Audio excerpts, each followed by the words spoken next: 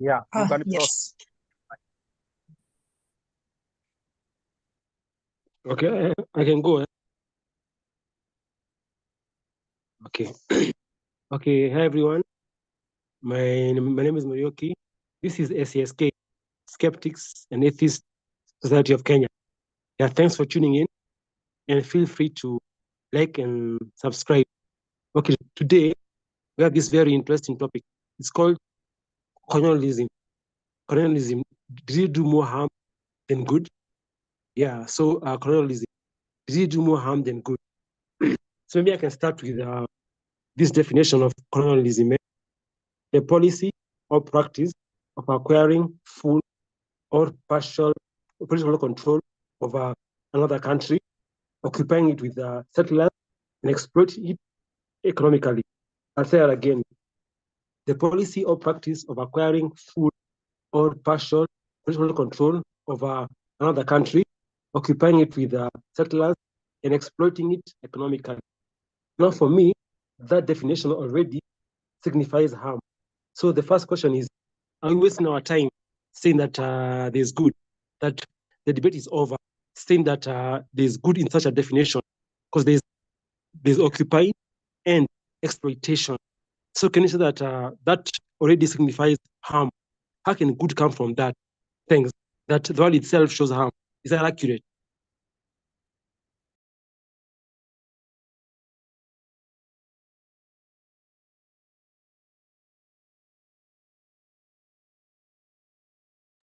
Yeah, hope I was clear that the word itself shows harm. Nothing good can come from colonialism. Is that accurate? You can raise your hand.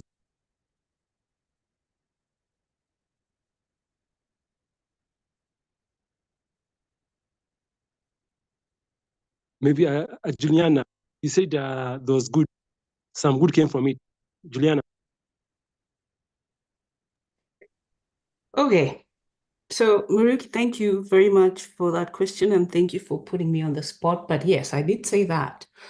So when I look at my life right now, being born to one of the biggest tribes in Kenya, Aluya, when I look at their traditional practices, if there had not been any colonization, I would not, and many of us, especially women, we would not even think of the type of life that we had. Yes, I know there's some things that could be done differently, but let's not rule out the fact that colonization brought a whole different level of looking at things, looking at life, especially for many of the traditional groups then that really practice, and mine is one of them, really practice superstition and witchcraft and all sorts of things. So in a way, with colonization came some religion, and they replaced or tried to replace the superstition and some of the traditional way of thinking with the new way of thinking that allowed many different people, many different groups to change and be who they are today. So this is why I say, yes, there could be something, but in all, if I had to choose between colonization or not, I would choose colonization because we are enjoying some of the freedoms today, especially as women, female, because we had a chance to learn about different things. I wait to hear what people think. Okay, thank you very much, Juliana. Thanks for your opinion. Anybody else? Are you wasting time saying that colonialism can bring good? Okay, Juliana has said what she thinks, but that for me, like I said, to be honest, the word itself shows my mind goes to negative mode. Yeah. So we heard Juliana. Anyone else?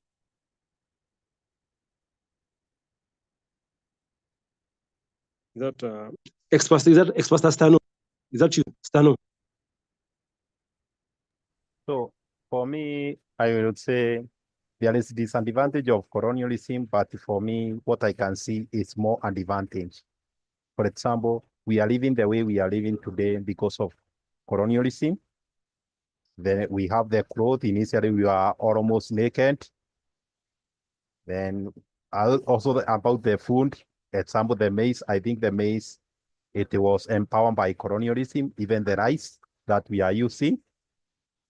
So for me, I think the colonialism have more advantage. Even most of the loans starting from because of the colonialism.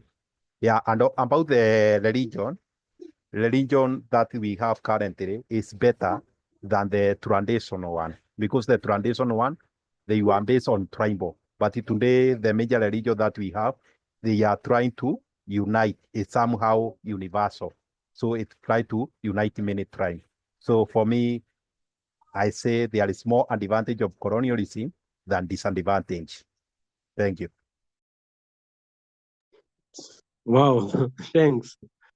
Dorcas.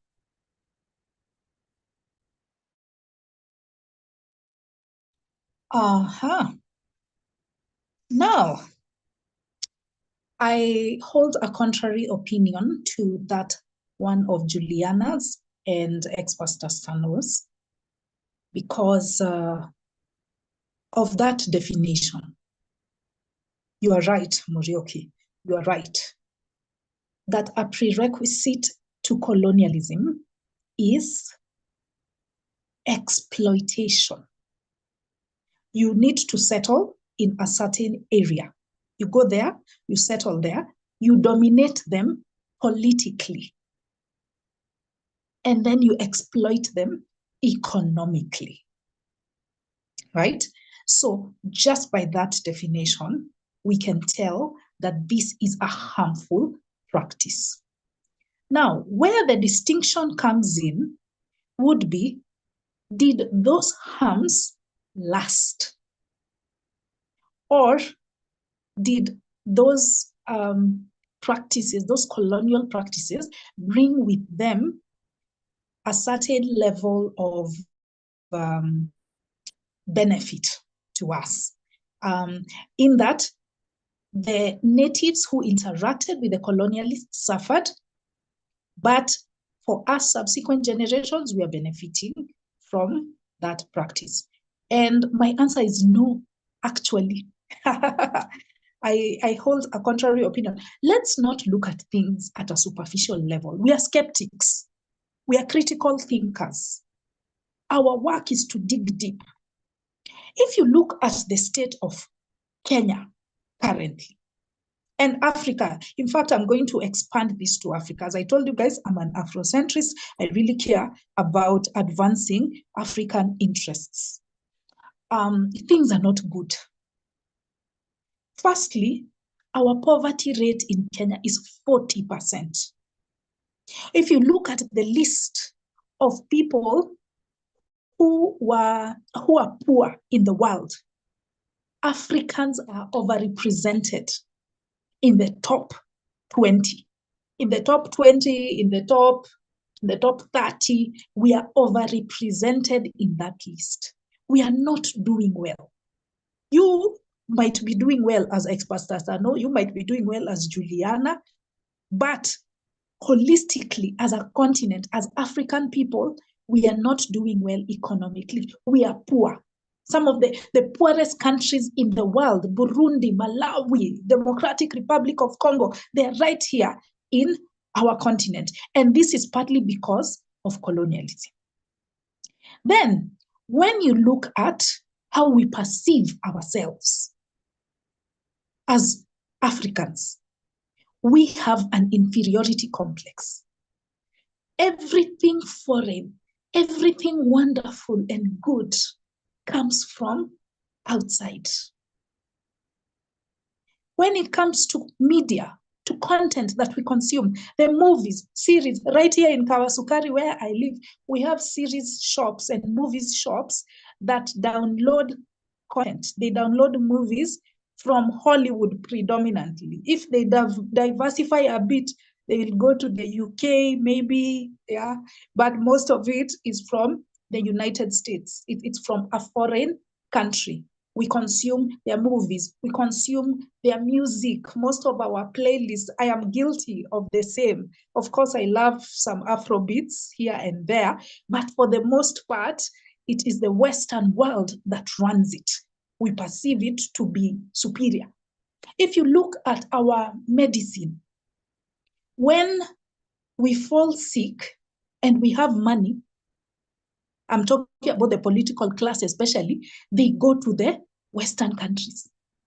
They go for treatment. The Raila Odingas and the what have you, they go to those Western countries for treatment. And then these days, because India is trying to improve itself, they will also go a bit to India. But for the most part, they go to Western countries. If you look at the products that we consume, your mobile phone is from China or wherever.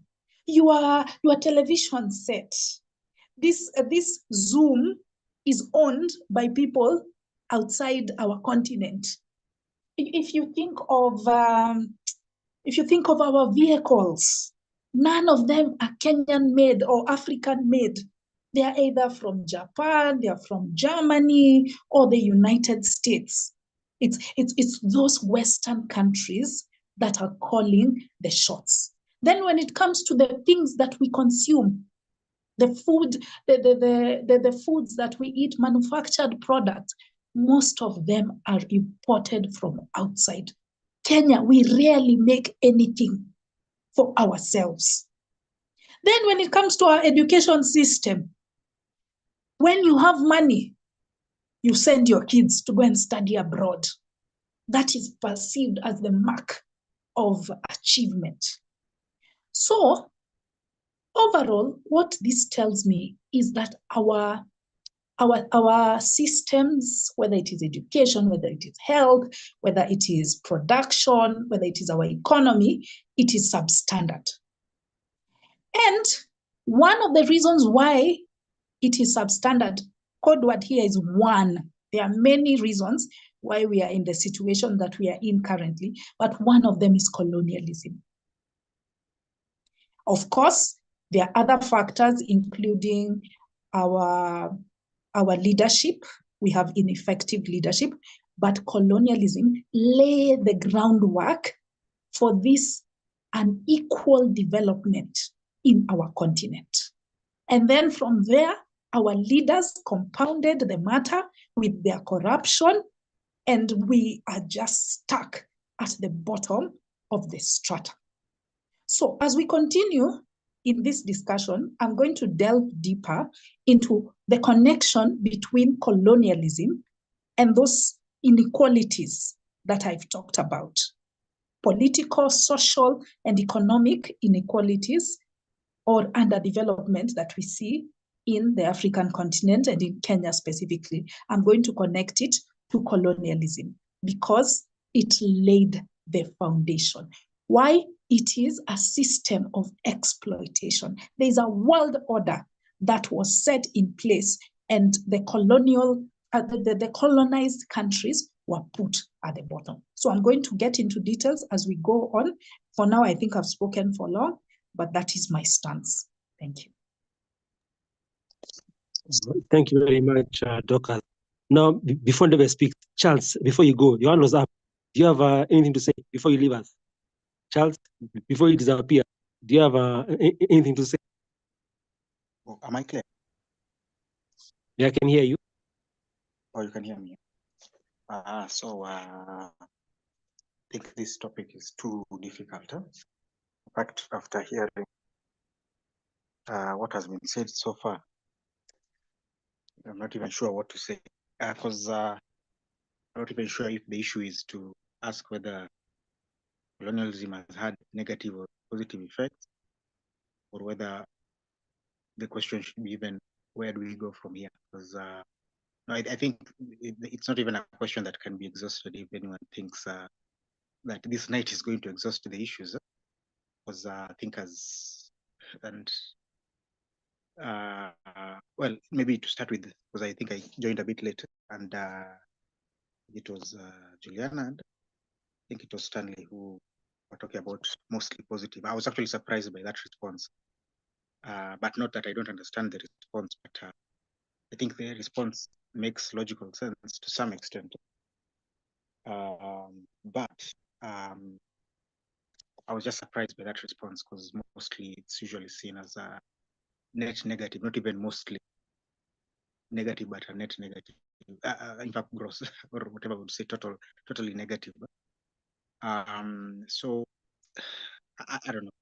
Like, I think maybe it's this is how I would say I would look at it.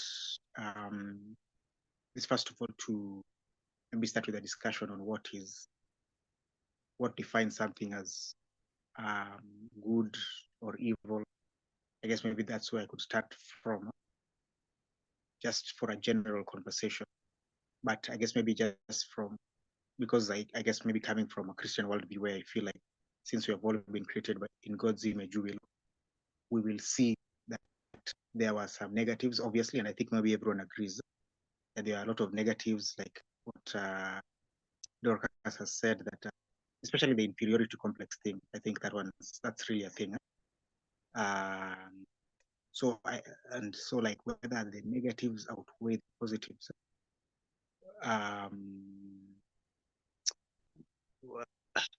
I would like to say yes, although, like, I'm just thinking about how we wouldn't be speaking English if it weren't for colonialism.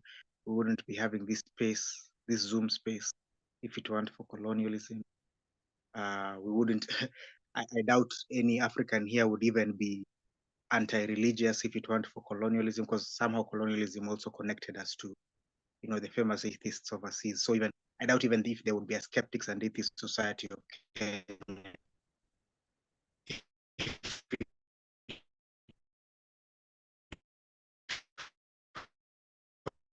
Wandaro, you are breaking.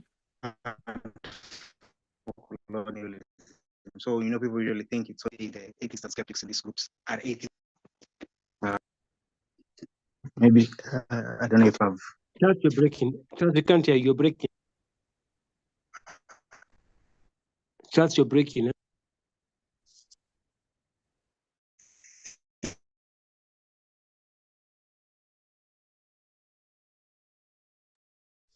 Charles, you're there.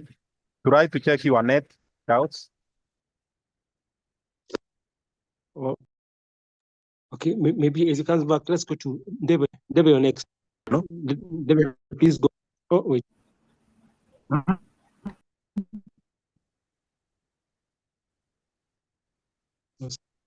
Okay, Debe, please go. Okay, okay. Wandalo, I think you are having some problems. Yeah, hello, everybody. I might be in and out. I have something going on here, but anyway. Yeah. Oh, Wandalo, sorry. You wait. I'm usually brief. To start with the pros and cons of colonialism, let us start with the fact that if we just remained without colonization, we would take a little longer to stop being suspicious of each other, like we were, because we were not exposed to each other. The different tribes were not exposed to each other with communication. We might be stuck in that situation for a long time. And if you can see how the world has moved in the last 100 years, we would have been in real trouble without any ability to catch up with what everybody is doing. Because now education has given us a little bit of help to catch up with everybody else and not be just Amkamba that is fighting the Maasais. That is exactly what was going on in my part of Kenya. We were just separated by a small strip of something, and they came and took our cows and killed the people, and then we went over and claimed back our cow, whatever. Yeah. So that in our part, like in Ukambani, that with the Maasai, we do not do that now. We just go over and we marry each other. That's it. So that one is over. That is finished. Thank goodness. I'm good because of colonialism. We stopped being suspicious of each other or superstitious, and even superstitious is part of it. And now we got some education, and women have education. Now I am going to go with the education and with the leaders, because of that, to me, I see that that is the problem. Even with the education, that can show us what is going wrong. We still have a problem with the leadership. So I don't know if exactly the problem is colonialism, because if you look at India, India had a longer period of colonialism. I think maybe almost 100 years of colonialism. But you can see they came out a lot differently. They've got their food, they've got their clothes, they've got their religion, and they only took the education because they knew that that was the useful part. We just did not know what was the useful part of religion. I'm sorry. And the railway, the trains that were left by the Brits, India is still, making use of those and probably have made them better, even if they are struggling under the population, the issues of population. So there is something that we probably have to probe it in another way to find out who benefits from this thing and who does not. So let me now come to our leaders. And if we were back without any education, without a touch by the colonialism, and some of these people go out there and get a little bit of light, guess what would be happening? Me and you, we are in chains and we are going to work somewhere. We are being shipped off to work somewhere as slaves or sex slaves, because that is the kind of leaders that we have. So it's good we have the education, and it's good we look at what went wrong with colonialism. Because let me tell you, with the leaders that you have today, and you have got no education, you have no ability to read for yourself what's happening in New York, what's happening in London, and it is somebody else that is reading for you to let you know and tell you that Adani is okay.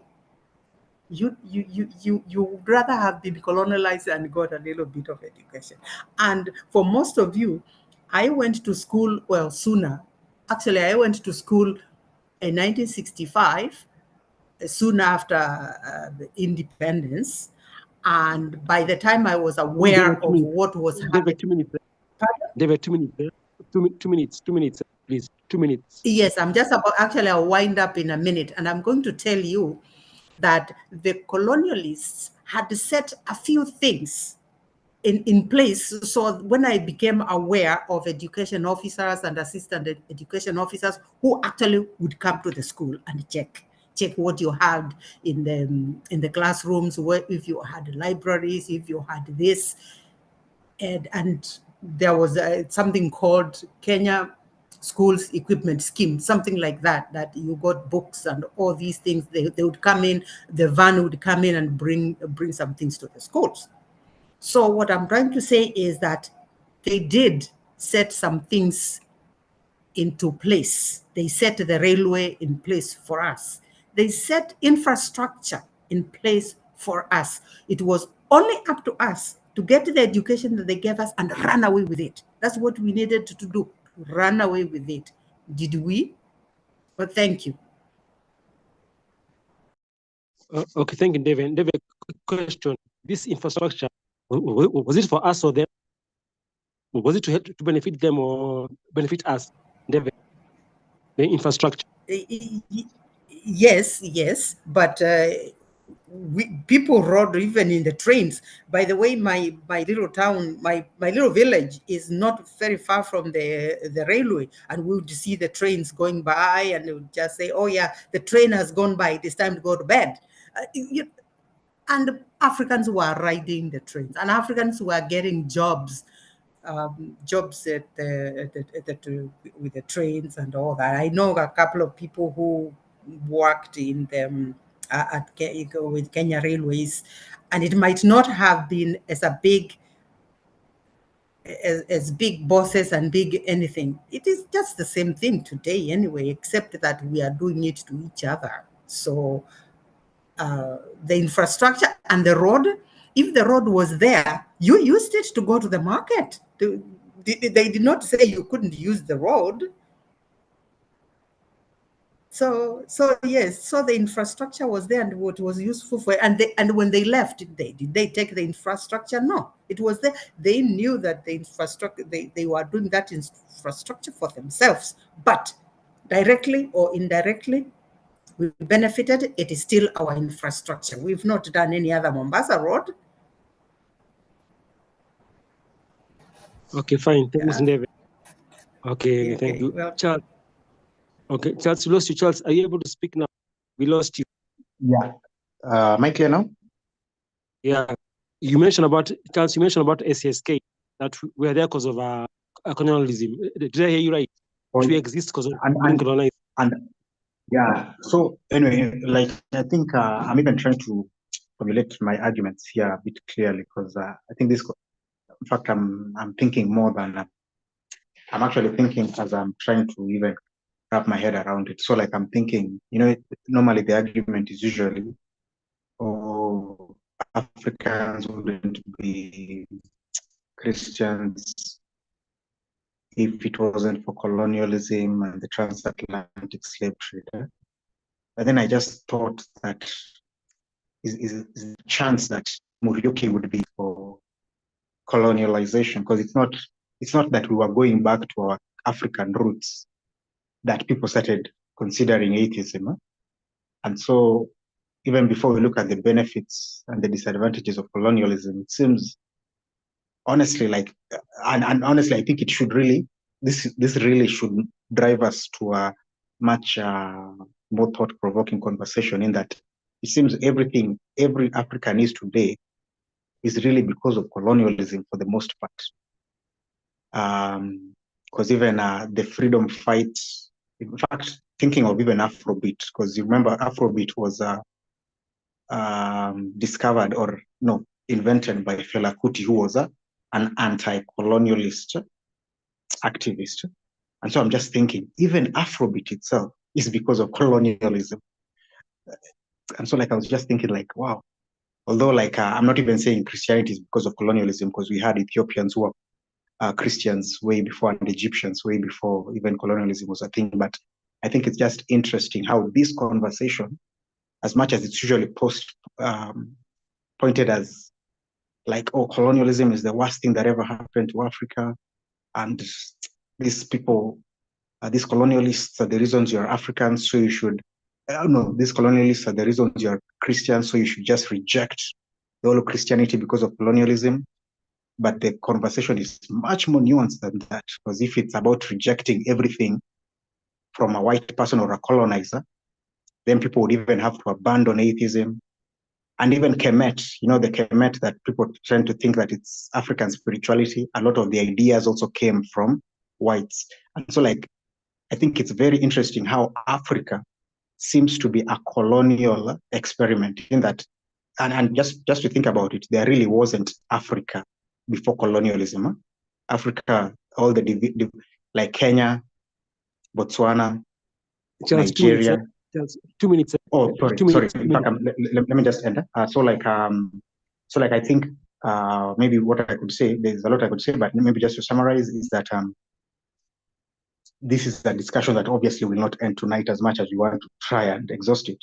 But I think maybe in terms of the benefits and disadvantages, I think one should see what worldview gets to really properly define ultimately what is beneficial, what is not. Because if it's about survival of the fittest, then the colonialists who are fitter survived.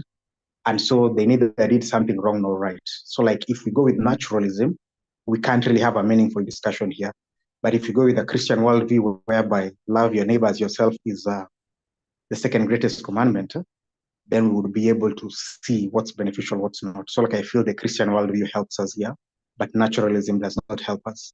But with regards to the benefits and disadvantages of colonialism and how it has affected us, it's a very complicated discussion. Even for me as a Christian, I'd rather not have it, but it's complicated. That's all. Okay, thank you, Charles. El Maestro, go.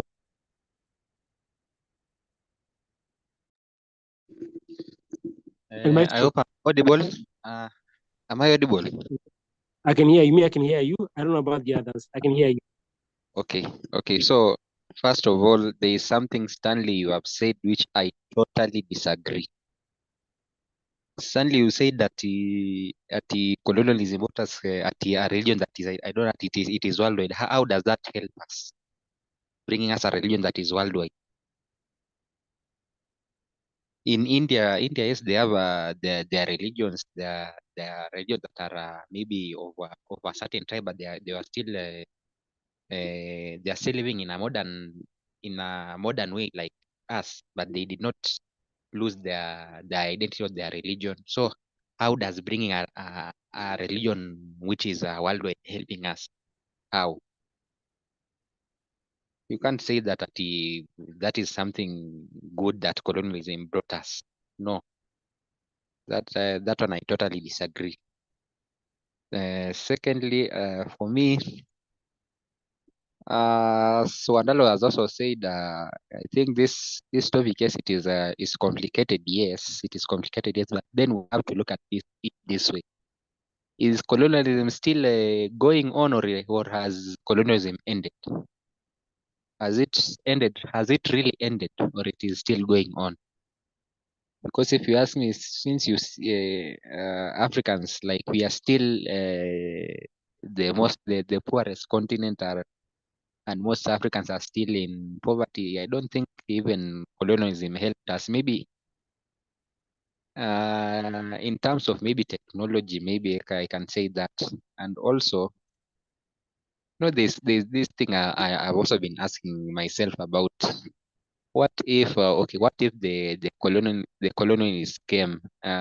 Would we still be going on with some of these what do I like to call them, this retrogressive tradition? Some not people just when you are talking about the African traditional practices, people like to pick on the negative ones, and then they ignore the positive African traditions that were not harmful to anyone.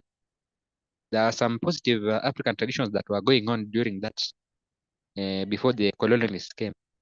But now when people are talking about this African traditions, they pick on those retrogressive ones. Where I don't know, in some tribes in Kisumu, I don't know, the women were being chopped off. I don't know, the 6 teeth, lower teeth. I don't know to show what. In in uh in some places, I don't know, if a husband dies, he is get buried with the woman. Okay, there are some retrogressive traditions that are going on, but it doesn't mean that mm, it was good that we left those traditions and did what, and embrace this modern. Look at how the way the Maasais are living. Are they living see, they've still continue with their own traditions, these Maasais, but yes, they've embraced some modern ways of living. Maybe maybe I can say, if the colonialists never never forced El of Maestro, 2 minutes. their El Maestro, 2 minutes. okay, this one, if the colonialists didn't force their way of life on us, and only maybe brought us these things to do with technology, I think we would have modernized our own traditions and our own African traditional religions. We would have modernized them like the way Maasais have done theirs. So as much as maybe the colonialism, maybe it brought us things positive like education, but it made us lose our identity, which I think it did us more harm than good. And because Africans are still suffering, they're still living in poverty, so it didn't bring us much help. And I think maybe I may not be able to explain it well, but we are still getting colonized through these leaders here who are getting orders from leaders from the West. Like when the election of USA is going on, like we are so much invested on who will be the president of USA, but when an election in Africa is going on, people in USA don't even care. If an election is going on in UK, we are so much invested on who will be the next prime minister, but here in Kenya, when an election is going on, they don't really care. Well, in UK, they're doing their own their own business. So maybe there's a reason why these leaders, they are so much invested on maybe the outcome of elections in the West, because maybe they are still we are still getting colonized through our own leaders. That's what I wanted to say. Okay, thank you, Maestro. Benson, your hand was up. Do you have something to say?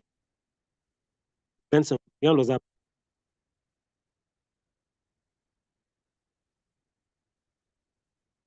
Benson, you're there? Okay, fine. I have this question.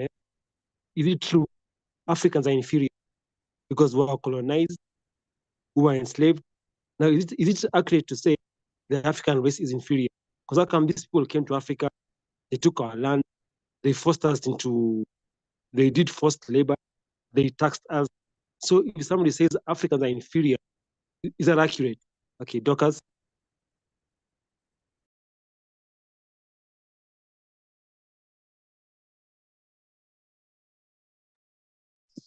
Dorcas.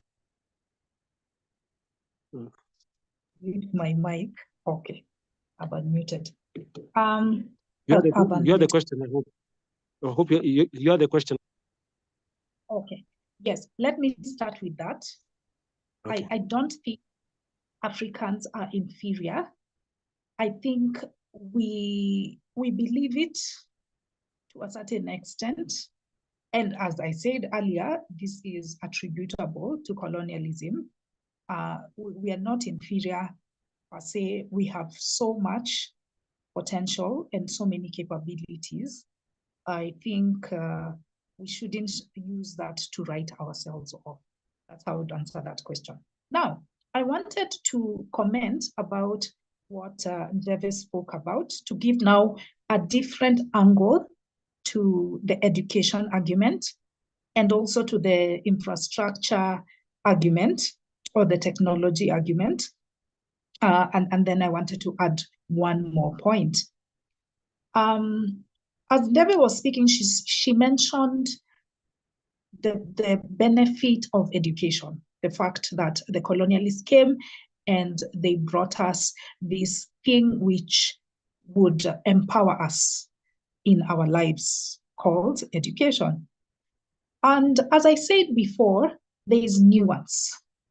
Yes, education came.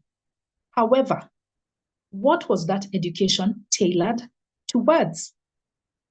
As I said previously, and as Morioki defined the term colonialism, it is a system of economic exploitation done by subjugating native people. So in the case of Kenya, specifically Africa in general, I have a bias towards Africa and Kenya, so I'll be referring to them a lot as we proceed. In our cases, what happened is that the colonialists, but it also all over the world, wherever there were colonialists, when they set up an education system, it was primarily to make us laborers. The colonialists did not want us to think. It was actually a very grave concern when there was an articulate and enlightened Black man, because it meant that their education system is doing what it's not supposed to. Listen, go to Mau Mau Chronicles, that YouTube channel called Mau Mau Chronicles, and search for Professor Munene Macharia. He's a historian. He was in charge of the history department in the University of Nairobi, and he really explained this thing nicely. And he's such an excellent storyteller.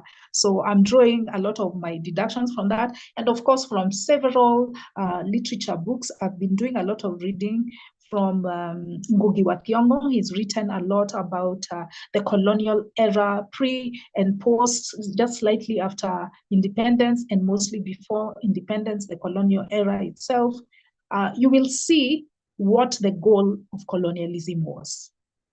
It was to make us laborers, cheap laborers. They were here to exploit us in terms of our human resources, in terms of our land, and in terms of our resources, our raw materials. So if you go to school and then you study to be a lawyer or you study to be an engineer, that is disadvantageous to them because you will not be a cheap laborer. They would encourage, through the assistance of missionaries, because missionaries were the ones in charge of schools, through the assistance of missionaries, they would encourage you as a student, a Black student in class, to go for those unambitious courses like plumbing, like masonry, things like those that don't involve a lot of thinking. Why? Because they wanted cheap labor. Unfortunately, that is still true today. Okay, of course, there's so much that we've done. Of course, we have doctors and we have lawyers now and engineers, but we still train our students to become job seekers and laborers. We don't even trust our professionals. When we need to build roads, we have engineers, we have architects, we have surveyors, but where do we go to outside the continent? Previously, it used to be the colonial powers, but nowadays it is the likes of China. We don't trust our education system to churn out respectable, reputable professionals. Yeah, so that is the system. That's the foundation. Doctor, 2 minutes. Yes, 2 minutes. I'm going to look at it's 11:13, 11:15. I'll stop speaking. So, in education, because colonialism intended to keep us as job seekers, that is exactly what we still have to date. We have foreigners coming here to build our country for us because we don't trust ourselves. Then on the issue of infrastructure, some people are talking about all of these things that have been introduced, and I think we need to stop having a failure of imagination. We need to consider how those infrastructures were built. Often it was very unfairly. You were paid minimal wages, and most of it would go to pay the coffers for taxation. Being a Black person in Kenya was to be overtaxed during the colonial era.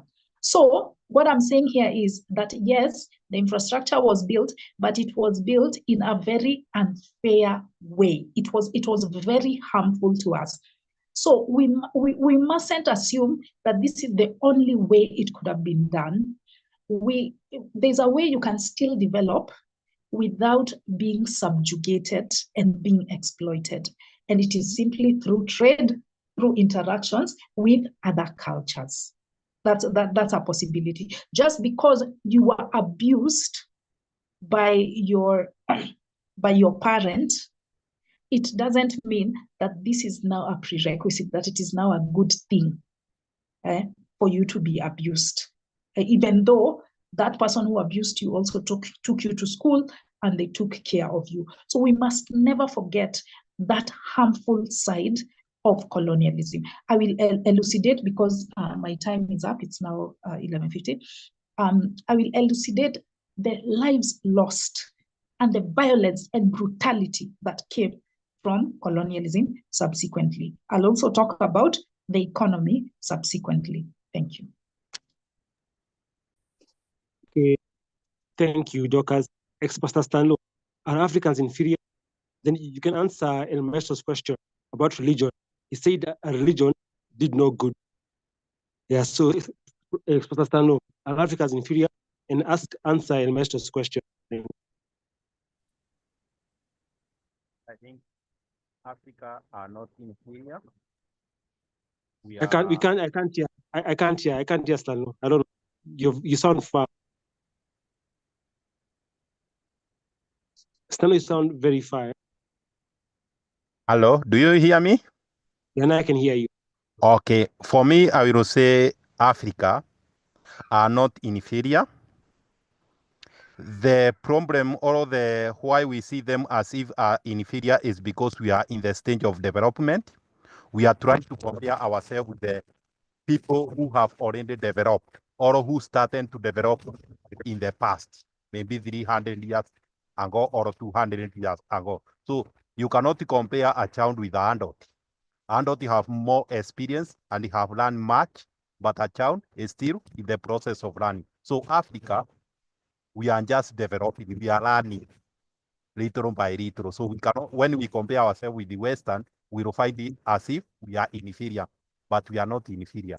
And that is why I discourage people saying that white people discover something. I don't say that thing. I normally say human being discover something. Just the way I cannot say Christian discover something. I normally say a human being have discovered something because it does not depend where you came from, which you are possession of in terms of the world view, but it depends, are you a human being who have discovered something? Yes. Why have you discovered something? Because you have been exposed to a certain idea. As Africa, we are not much exposed to many things. That is why we are still young in terms of development or in terms of intelligence or understanding things. But by time, maybe many discovery will come from Africa because we are waking up. So we are not inferior. It's only that we are limited in terms of awareness or we are not familiar with the things, but the way we are learning from others or even from ourselves, we are slowly by slowly developing ourselves or becoming more intelligent like the other people. Just the way we just say, like saying Kenya, we are behind USA by 100 years because they started developing from the past. But us, we started the other day, 10 years ago. So we cannot be able to compare ourselves and we cannot say we are inferior. It's only that our time is limited. Although we are more advantaged than them because we can be able to run very quick because we can also run from the other's mistake or from the other achievement. So about the question Eston asked, Eston talk about the religion. For me, I would say I prefer something that unites more people than something that does not unite. For example, if we have a politician who only unite a certain tribe, that will not be achievement for Kenya or for any country. But if you have a politician who his voice can be heard or can be able to unite many tribes or many regions, that is the better for the state, the better for the world. So for me, I say we had a tradition religion or tradition culture or beliefs. We had Kikuyu, we had which were totally different from Kamba, totally different from other. And sometimes you could find they were fighting each other, maybe stealing land, stealing cattle, among other, or fighting because of the boundary. But Christianity somehow tried to neutralize. It was unable to neutralize completely, but somehow, even if it's 10%, it tried. And that is why I say religion that try to unite, or that is universal, or something that can be able to unite the different groups, that is far much better than the only belief that only unite specific groups without considering the other group. That was my point. So I was not saying that the religion is very good. In fact, religion is harmful, but when it is better than having self than having just a single thing uniting only a single set of people of group. But when we have something that can be able to unite two groups or more groups, is better than the other one. And again, Christianity is also is better than maybe the tradition, because tradition about the FGM, whatever, you can find religion is much better in terms of morality than the tradition. So I was just trying to say that, not trying to advocate for religion, but when you ask me, can I choose to be a Kikuyu, Sir, to one be a minute. Kikuyu? Yeah. Sir, 1 minute. 1 minute. Yeah. 1 minute. 1 minute. 1 minute. Continue. 1 minute. Okay, sawa. When you ask me, will I choose to be a Christian or will I choose to be a Kikuyu traditionally? I will prefer to be a Christian. Or I will not advocate for someone to leave Christianity to become a tradition. Just the way people are trying to go back to Kikuyu culture, calling them spiritualists. I will not prefer that. They better stay in Christianity than going back to their culture. Because those people are going to their culture, when you try to hear them, they try to say even the women's circumcision is good. Let's start it, which is very bad. So for me, I prefer the one that is less immoral than the one that is worse immoral. That is my take. But I prefer them to be neutral, not to believe in anything that have no evidence.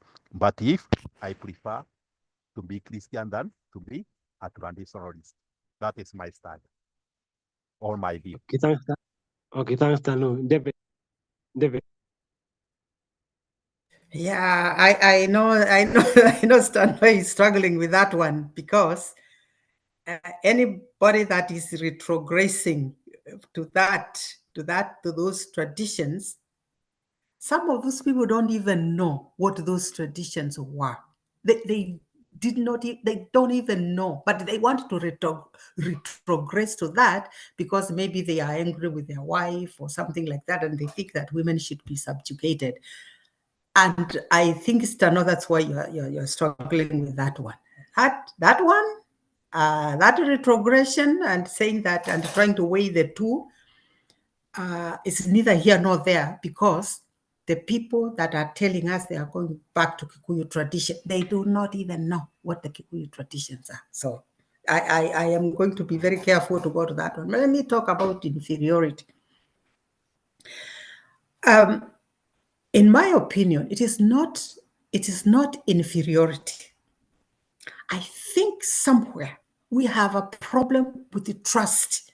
And if you put trust in the wrong person, in the wrong institution, I think we are lucky we are skeptics, because every time I see something, I say, well, Japa, Japa here, Japa there. I throw Japa all over the place.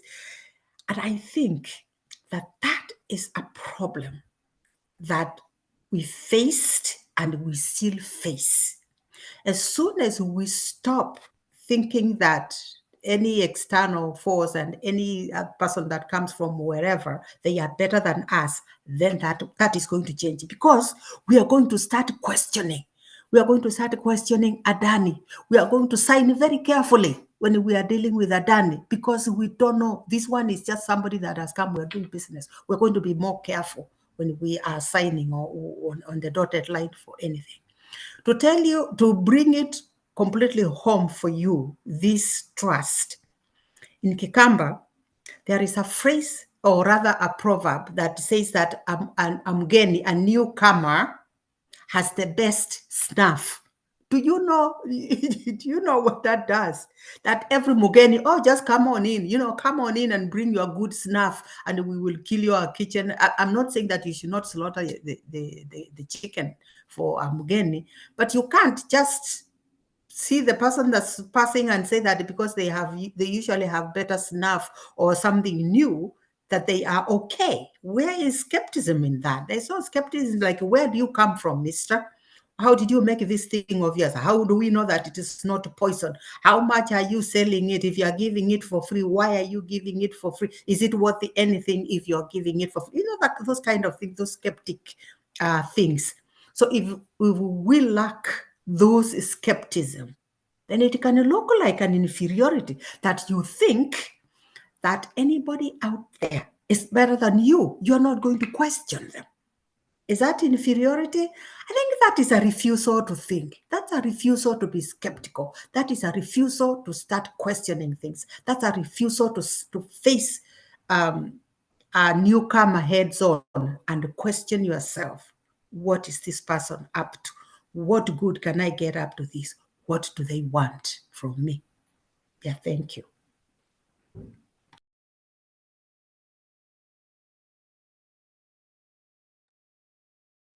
Okay, thank you, David. Now, before Doka speaks, I want to ask, is this true? They say in the past in Africa, a child was raised by a village. Now, can we say because of our colonialists, that's gone?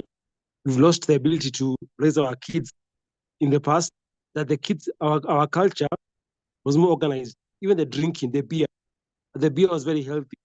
I had like in our culture, they used to eat very well before they drink. They used to eat a very good diet, then they take alcohol. So you can get people overindulging or getting drunk. Even girls getting pregnant in our culture was very, very rare. And if you get pregnant, you're in big trouble. So they used to avoid getting pregnant. Even young men couldn't drink anyhow. There used to be an age for drinking. You reach this age, you drink. Then you get a wife. Then, as in the structure was organized. Now, is that evidence that a colonialist messed us up? Our culture, our religion, our liquor, our food. Our food was very healthy. That's why people of the old days lived for very long. They used to live for very long because they ate healthy food, natural food. Now, is that a fact that a colonialist came and messed us up? Thanks, Dorcas.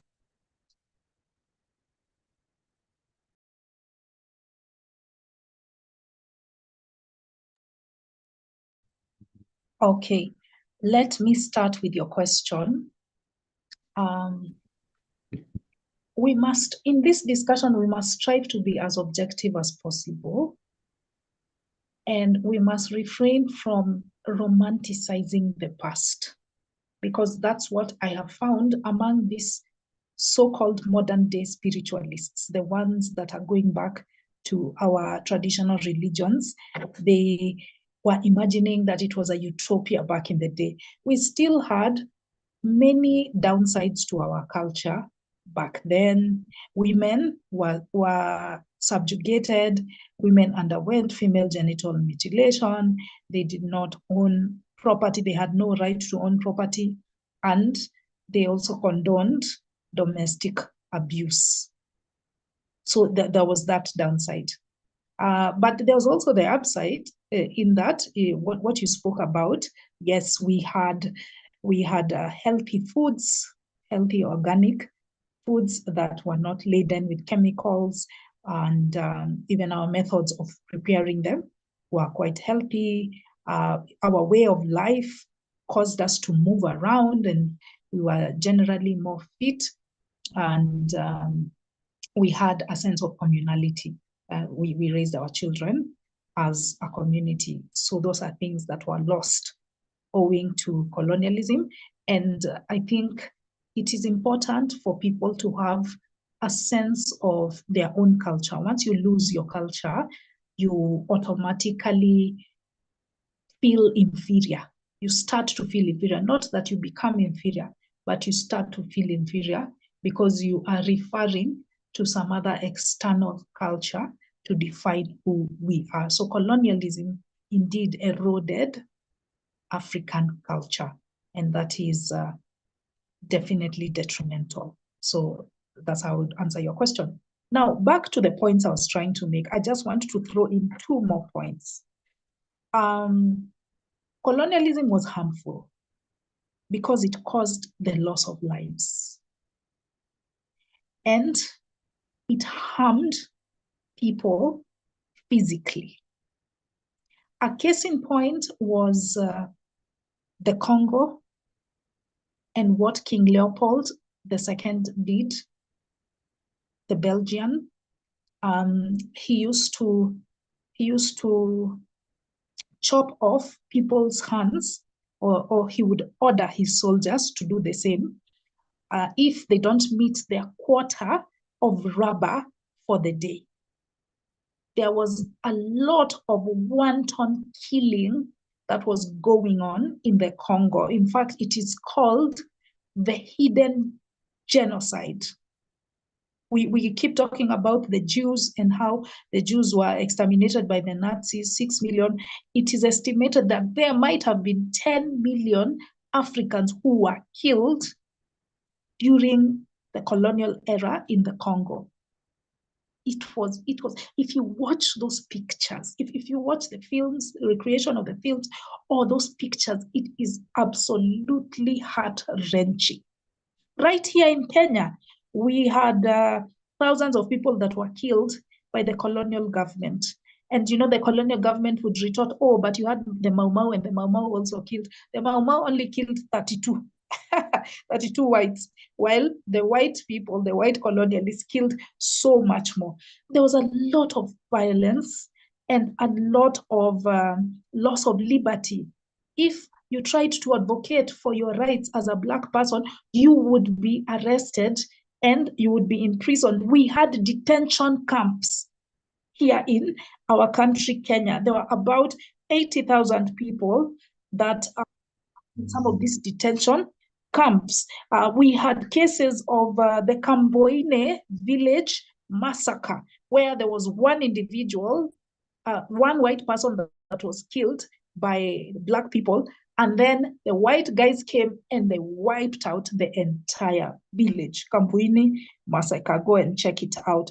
There was also the Hola camp deaths, where the colonialists would go and elicit information from you about the Mau Mau. If you don't tell them where the Mau Mau were hiding, or whether you helped the Mau Mau or not, they would torture you by taking pliers and cutting off your balls. They castrated so many Africans, so many Kikuyus, Ameru, Akamba, very many individuals were suing the British government for the atrocity in the camp. I've heard you, Morioki, thank you. Now, we cannot gloss over that and just say, colonialism brought us trains, so it is good. We cannot ignore that pain and suffering of our ancestors, our grandparents, and maybe even our parents for some of us who are slightly older. The second thing I wanted to add on the harms of colonialism that we still feel today, because that was historical, that those loss of lives were historical, but that we feel today is the economic one. Because as I said, it was set up in order to exploit our raw materials and our resources. So what this means is that Kenyans and Africans generally, or colonial nations, were designed to produce items which they don't use, the cash crops. If you look at our top imports, it's tea, coffee, horticulture, flowers. We take them to the Netherlands. Yeah, those are things that we don't produce, we don't consume. So we make things that we don't consume, and then we consume things that we don't. We generally import food items, whether they are manufactured or what have you, they come from outside our country. And what this means is you become, as a country, you become dependent on commodity prices in the West. They are usually in Europe. Those commodity prices are set up in Europe, and they often fluctuate. You can't develop when you are a raw material producer. You've got to be a manufacturer. But the colonialists did not set us up to do that. We are predominantly raw material producers. We don't have technologies to become wholesale manufacturers. We don't make our clothes. We don't make most of the things, most of the gadgets that we use, or most of it comes from outside. So that means that there's an imbalance of trade. We lack capital necessary to fulfill our needs as a country in order to provide medicine or health to our people and education. So what do? We borrow. From where? IMF. Once you borrow, you get into the debt trap, the interest rates are high, and your people will always be at a disadvantage. All of that is tied to the colonial economic system of resource extraction. It is still present today. We are still dependent on those commodity prices. We are still technologically underdeveloped. We are still net importers, not exporters. If you want to be wealthy, if you want to be rich, you have got to export things. But with us, we consume everything. We even import toothpicks sometimes. So that is what I needed to say on how the economy, as set up by the colonialists, disadvantages us as Africans, as colonized people. Thank you. Thanks, Dorcas. El Maestro. Muriuki, Yes, yes. can I touch on something that Dorcas said before? Maestro, just excuse me, but this Yes, is 2 minutes. this is Just two minutes, okay. please. 2 minutes. Yeah. This is very hot, because when you say that we do not produce anything, as a child, I planted cotton. I planted cotton as a child. So, and Ukambani uko na Taita, there's sisal. Sisal is planted there because those places are dry. Why are we not doing anything about those? That is industry that could have been developed, and we could be having cottage and making our own cotton cloth. I think we need to find where the problem is. That was not brought by that time. The colonialists had gone, and we had this cotton. So how come we didn't even have baby baby weaving kind of initial crude ways of weaving and doing something with the cotton, or something with the sisal? We didn't have. We still don't have that. We've got we have a few things. We have a few factories that would produce things from corn and all that, but that is probably not as good as having some serious something we are making from cotton. What stopped people? What colonialist came and told us, you cannot produce this thing, you must import from me? What colonialist has ever come and said you must borrow from IMF? I don't think that there is any such a thing, but there is such a thing as I get my salary every 2 weeks. I blow it. I don't use it right. And then I go to the paycheck lenders who are awful. Why? Not because I don't have an income, but because I did not use my income right.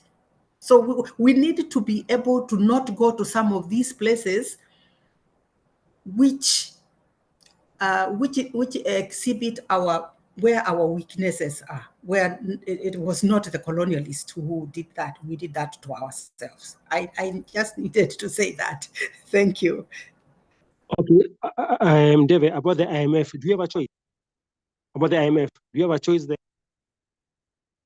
Do you remember a time that they refused more money? Nothing happened. Yes, there was a time that they refused more money because he was such a hard head. Alikuwa anaua watu hivi. Wakamwambia hatukupatii pesa, and guess what? Nothing happened. So hii pesa inakopwa, Muriuki, hii pesa inakopwa iko wapi? Where is it? They can do without borrowing it. They don't even need to borrow it. Okay, fine. My opinion. Thanks. Today I am a rabble rouser. I am troublesome. No, el maestro.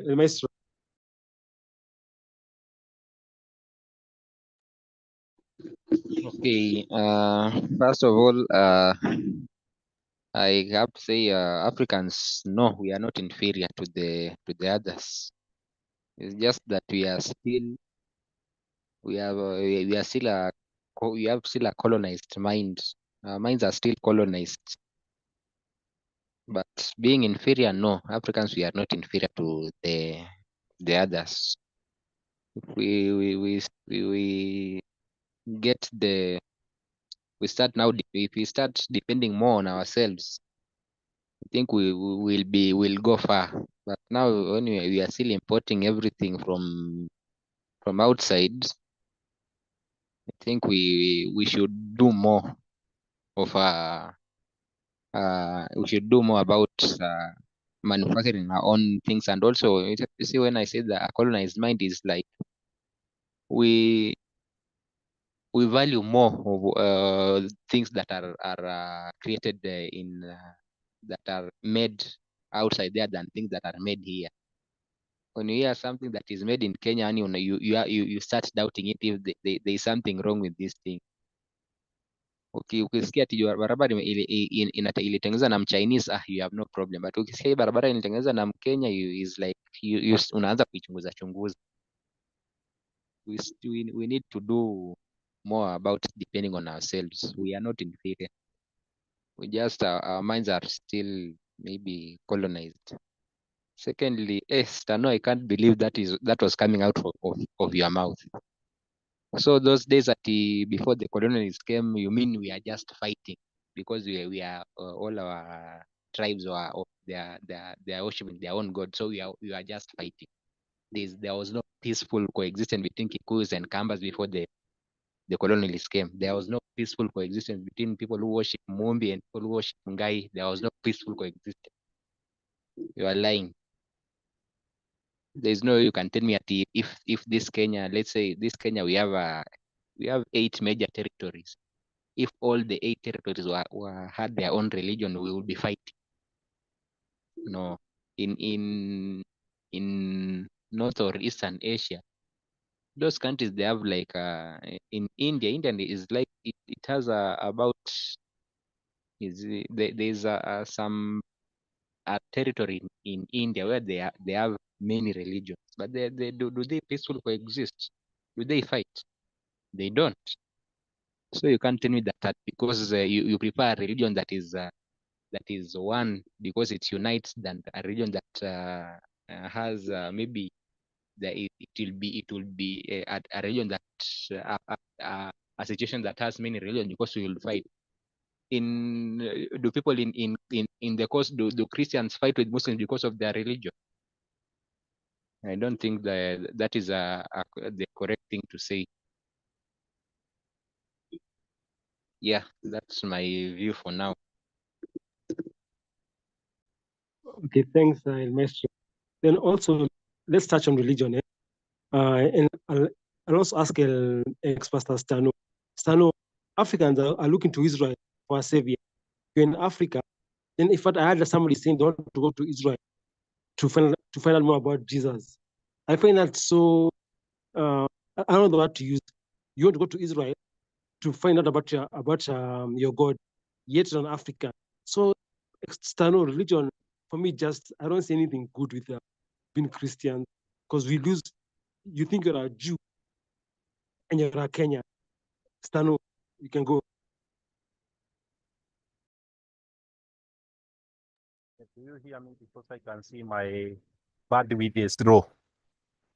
Am I audible? Yeah, I can hear you. Okay, fine. So let's start with the word Mastro saying. I never say tribes were fighting. I just give the example how sometimes they were fighting because maybe of boundary and whatever. And also I never say the religion solve those things. I mentioned by saying religion have attributed at least 10% by in that unity. So I know most of the time is the state, the formation of the state of the country is the one that make unite further or although sometimes it is a result of colonialism to have those states or to have the countries. But religion plays some role, which I may say is around 10%, not even 20, it's around 10%. So that is what I'm saying. So I never say the religion unite everything or make everything possible. There is many factors attributed to that. So about Israel, about people going to Israel, I mean, I don't think that question is relevant, but for that is a waste of resources. Using the resources to go to other countries to visit some old wall or some old houses or rock. That is just a waste of resources, and that is will also make our economy become poorer because of wasting resources by enriching the other, because that is kind of important. When you are moving out, you are using your money, so the dollar becomes stronger, our currency become weaker. So that is term of wasting resources. So about what David have saying about the why we are not developing. I think we as Africa, sometimes we lack knowledge. And when we get knowledge, we don't embrace knowledge. We just have some selfish or we become lazy. For example, we have many area or many land in our country which have not yet utilized. And yet there is a lot of water in those areas. But the land are in a wastage instead of trying to utilize those things. Other thing is like what you talk about the borrowing. Borrowing is good when you have a purpose. I cannot borrow. For me, I normally borrow in the bank. Even currently, I have the loan. So you cannot borrow something without a plan. So, and you cannot borrow some, maybe you want to start a business, but you go to bank, you borrow 1 million, but the business that you want to start, to construct those in infrastructure before you start the business. Maybe 2 minutes, 2 minutes. Yeah. Maybe it will cost you 200,000. Then the rent will cost you maybe 100,000. So you end up using more than a third of what you borrow. So you cannot expect the money you borrow from the bank, that the capital, because the capital now is not 1 million, it's less than 600,000. It cannot be able to finance that loan. So you end up being a bankrupt or trying to sell your other resources to try to compensate for that loan. The same case in the government. To borrow from outside from IMF is good, but it depends they are borrowing for what. If they borrow to make a certain industry that they may be able to manufacture something that they can be able to export, that is a very good idea. But you find the amount they borrow is not the amount they will invest with. Because maybe if it's to construct that industry, it is supposed to be constructed by 50 billion. You find it's constructed by 200 billion. Then when they hire employee, they also waste a lot of money for option. That is why we find we borrow money that can be able to help us and be able to pay back and get some profit, and our country develop much better. But instead of developing, we become more poorer because of mismanaging. And if it's not mismanaging, the people we trust, they become lazy by saying this is not our property. So they don't work well. They just sleep in work. And that is what the problem we have in Kenya. Like in Turkana, we find there is desert. But government have a lot of resources. They can be able to irrigate those areas, and that area become a good land that will be able to feed many people. And even those land that are idle, like those of Uhuru Kenyatta, Moi, they can be utilized even if it's too higher for a certain period. And that can give us much food that we can also export outside. But they are be idle there.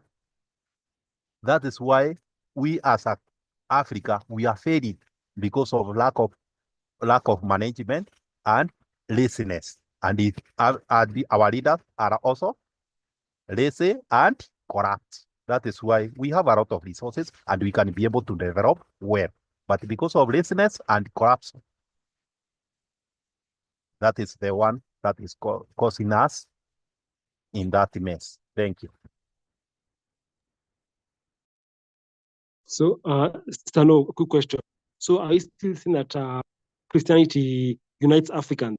Is that your point?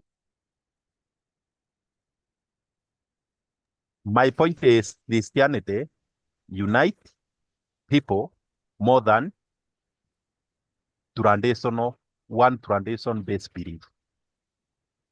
Well, so it unites you, then you look for a God in Israel. I see it cancels out. It unites us, but still you are thinking like we are Jews and Israelites. I think you are not understanding my point. Christianity is worse, but it's better than the tradition that we had initially. So I don't say Christianity is good. It's better than those. But in general, religion are worse. But when you compare the initial tradition we had and the current belief we have, people have, the current belief is better than the past one. That is what I'm saying. And I say the advantage can only be maybe 10%. I never say 100%. Okay, fine. Dorcas.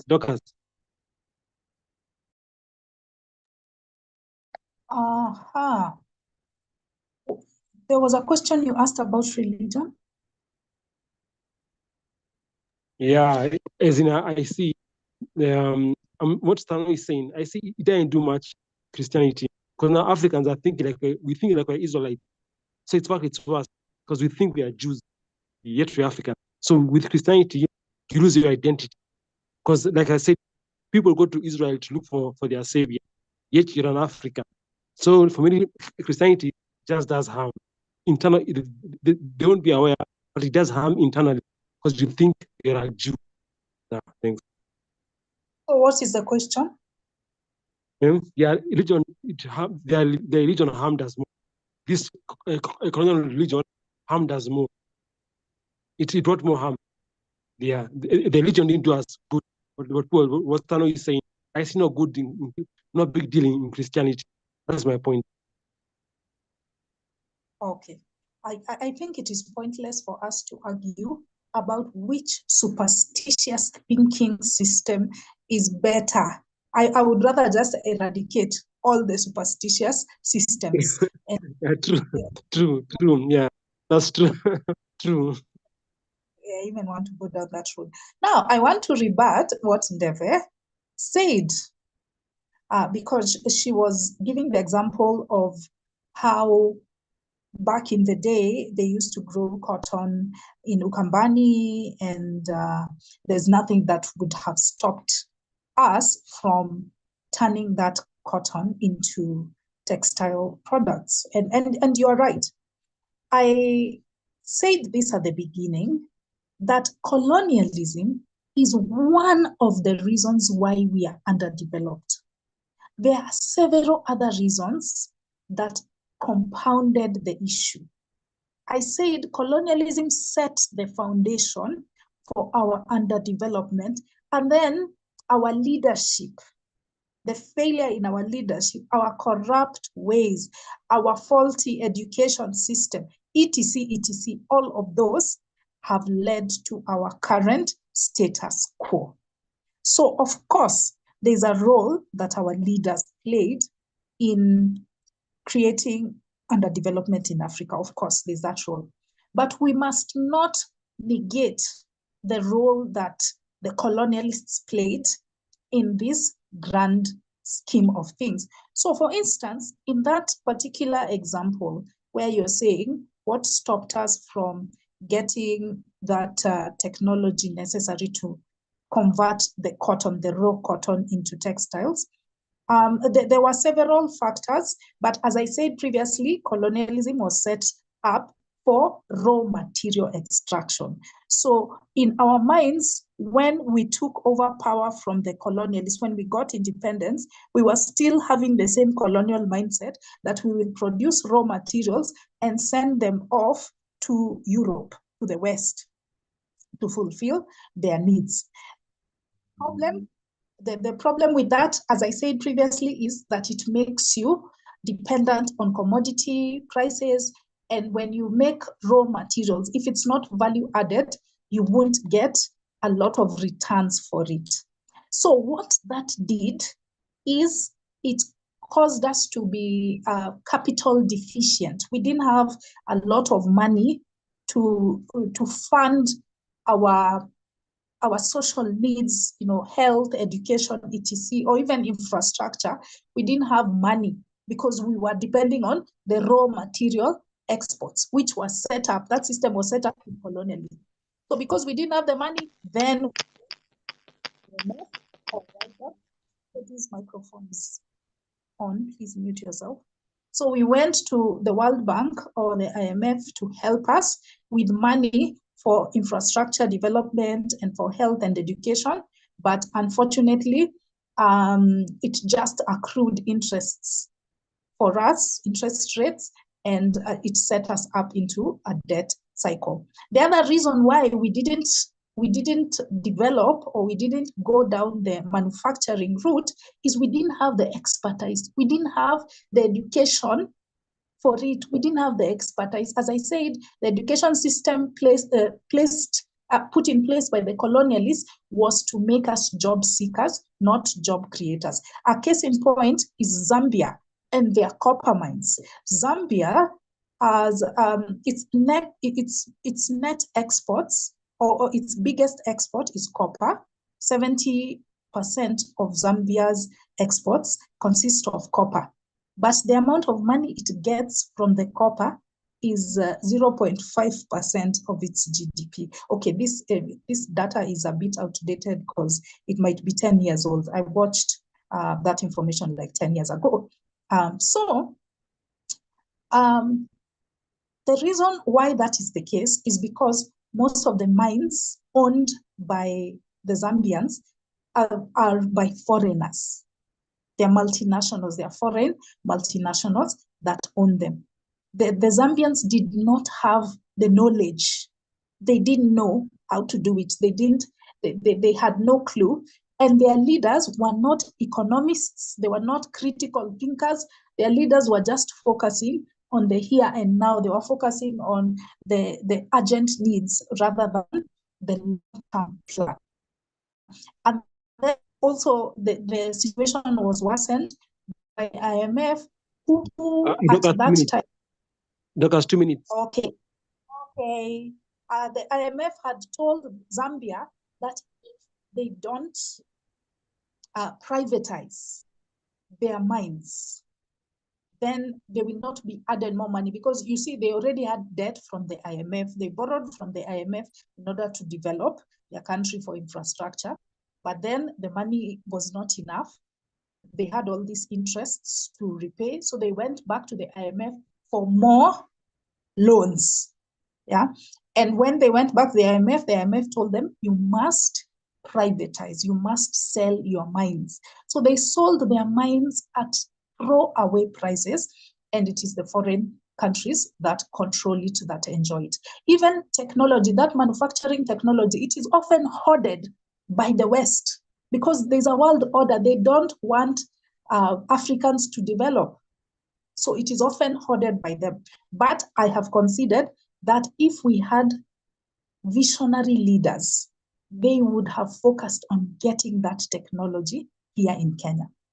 So bottom line, colonialism is the one that set the foundation for us being job seekers, not job creators, for us not being manufacturers predominantly, but our leaders worsened the issue by not looking for that technology and bringing it home. So I know my time is up. I'd like to leave you guys with a question.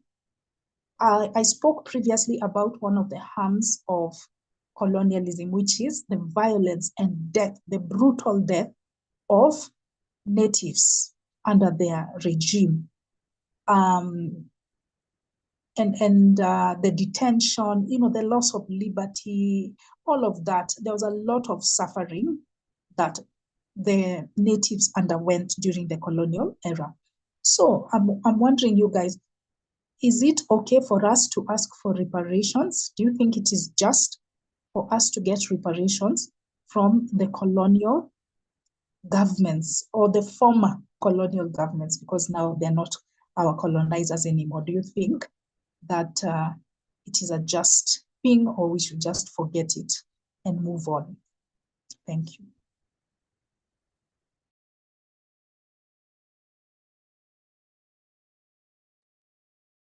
Okay, thanks, Dorcas. For me, what I'll say, we definitely need to be repaid in terms of they built for us. I want to say this: they built for us schools for free, roads for free. That's it. Period. Don't give us money. Build roads, schools, even hospitals for free. Free hospitals, free schools, free roads. That's my opinion. Then I want to ask Nania a question, Juliana question, because she said it was good. How about Juliana, Rwanda, this Rwanda genocide, the Hutu and the Tutsi, the tribal clashes, and the xenophobia in South Africa. So no matter what good colonialism did, it caused the genocide in Rwanda, the tribal clashes in Kenya, and xenophobia. Not, can I say it cancels out all the good of colonialism? Juliana. Mariuki, that's I don't know if that's a fair comparison of the circumstances. So perhaps I'm not understanding the definition of colonialism. So when I hear colonialism, it's the white people came here, they colonized us, but guess what? They left. For instance, in Kenya, it left 61 years ago, they left. The Rwanda, Burundi, I think they were colonized by the French, or I forget which tribe, but they've left. And yet, we are now killing each other. The genocide in Rwanda, is it a French person that came to kill the Hutus or the Tutsis? No, it's us ourselves turning against ourselves. The tribal clashes that we had at the past elections, is it the British coming to fight us? No, we are fighting against each other. So we have a problem. I don't think it's colonialism. I think El Maestro touched on it. We still have that colonial mentality. We haven't matured to look at the vision, like this is what we have to do. So we can't blame colonialism for genocide in Rwanda. They're not there. They're gone. But it's the black on black violence. So it's up to us to figure out, why do we still feel that we have to fight each other? Why do we still feel that we have to be selfish? Why do we still feel that we have to hoard all the money to use it for now and not think about the future? The problem is not colonialism. The problem is our leaders who do not see the vision or who prefer not to. That's all I can say to that. Okay, thanks, Juliana. Okay, Juliana, what if I say, like in Kenya, the tribal clashes, the Kikuyus are taken to Rift Valley by the colonialists. The Kikuyus in the Rift Valley, those are land issue with the Kikuyus being in Rift Valley. Even the Hutu and Tutsi, they were made to, like they were turned against each other. It was like they were turned against each other by the colonialists. Is that a fair argument? That they've gone, but it's their fault. They set them up. Is that true? I'm sorry, I don't have too much information about that area, so I can't comment on that. All I can comment on is what I am seeing. When I look on the TV and I see a black person hacking another black person, and I'm thinking, yeah, even if they turn against you, like you can say, wait a minute, this is my brother. Why am I, or my sister, why am I doing this to them? Like we need to look beyond that. But instead of allowing ourselves to be influenced, as I said, we have to mature and stop thinking about the now and think about the future. So if I'm easily swayed by a British guy comes and gives me a gun to go shoot my neighbor, like really? No, I have to say, no, this is not fair. This is my neighbor. Let's work together. So I don't think we can blame colonialism. And again, as I say, I'm not an expert on the wars, but I'm an expert on what I see on TV, what's on the news, a Black person killing a Black person, not a Chinese killing a Black person in their own country. So that's what I see. Okay, yeah, I hear you. That's good. I hear you. Okay, Jimmy.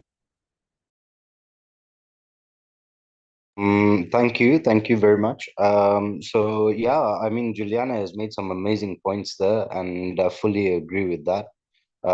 It's generally a case of colonialism being more than an African lifetime away, you know. It's life expectancy in Africa is no more than about 60, 65 years. So it's a whole lifetime since colonialism in Africa. It's time to look at ourselves, you know, as we say.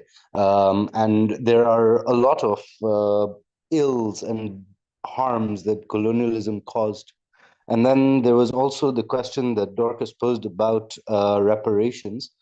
And there was the reply from Muriyuki about building roads and infrastructure.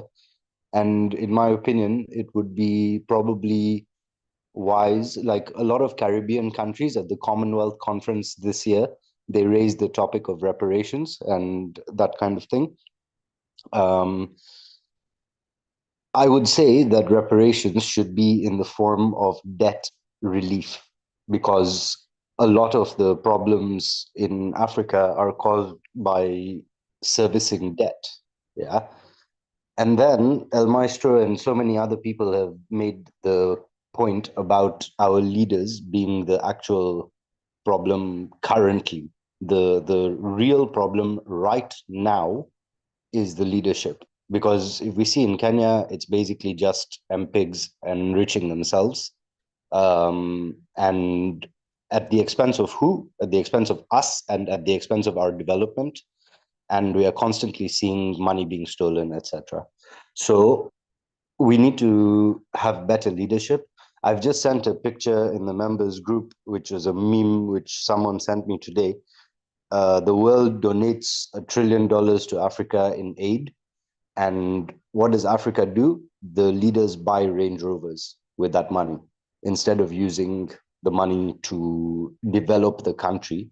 Instead, they buy the luxury vehicles, which even European leaders and politicians, they don't have the guts to use it, because if the Europeans were to use luxury vehicles to get around, there would be revolutions in the street. And I think something that Africans need to study in order to move forward is the French Revolution.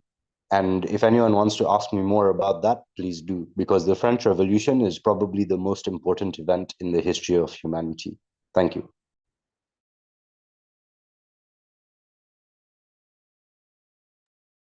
Okay, thanks. Jimmy, a quick question. Like in Kenya, the tribal clashes, you see, the Kikuyus who are taken to Rift Valley by the colonialists. So what's the solution to avoid such a conflict?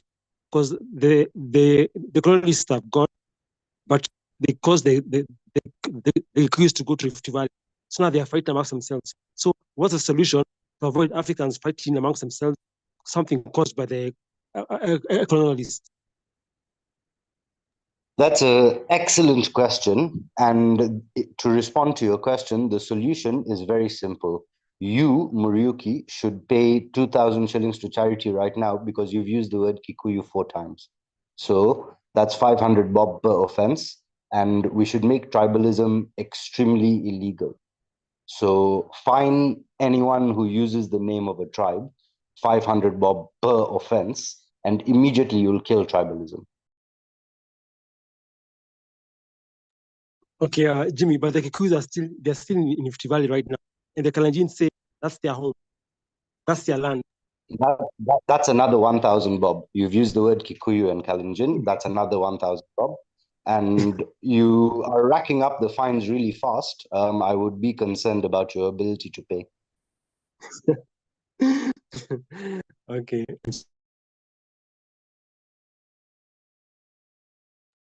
Okay. JT, your hand was up. JT. Say it again. Yeah, I'm saying JT. I'm talking to JT. Your hand was up. Somebody called JT. JT. JT Avionics. Your hand was up. Okay, you're talking. Okay, Devin.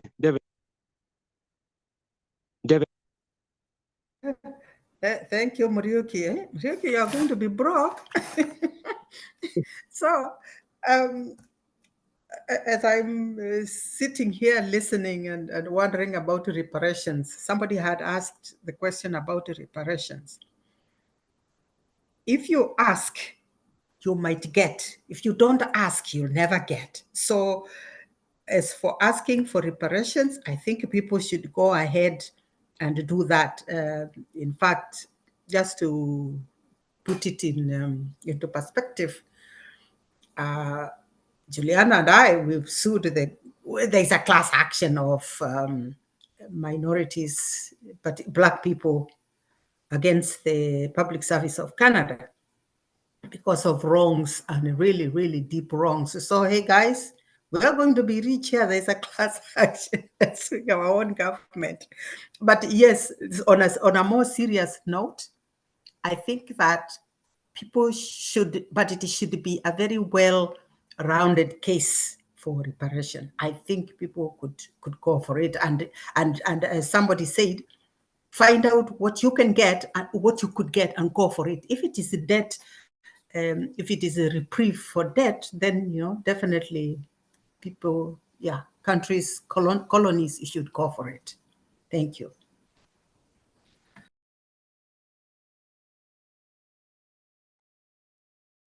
Okay, thanks, David. Okay, before Dorcas speaks, I want to ask a question to Juliana, David, and Dorcas. Now, on women, if you know the history of Africans in the past and after post-colonialism, have women's lives improved? And if they've improved, why do they still complain? Because women still complain that they're not free after colonialism. So, can you say it's better before colonialist, or it's better now? That's Dorcas, Neve, and Juliana. Okay, Dorcas. Hi. Okay. JT is back. Oh, yes. Maybe. You know, I've listened to you guys and I'm thinking we still have a long way to go. First of all, are you talking about the history that is written by the colonial masters, or the history that our ancestors, the people who are living with us, wrote? Which one are you talking about? All of it, whatever we know. No. It's not what we know. As I keep on talking about descriptive history, there is the history that is written by the people that were there. Maybe, for example, during the colonialism. Like in our Kikuyu language, we have what you call Mayangai. It's a book. I forgot who wrote it. But there's a person who is in TikTok who is on a daily basis.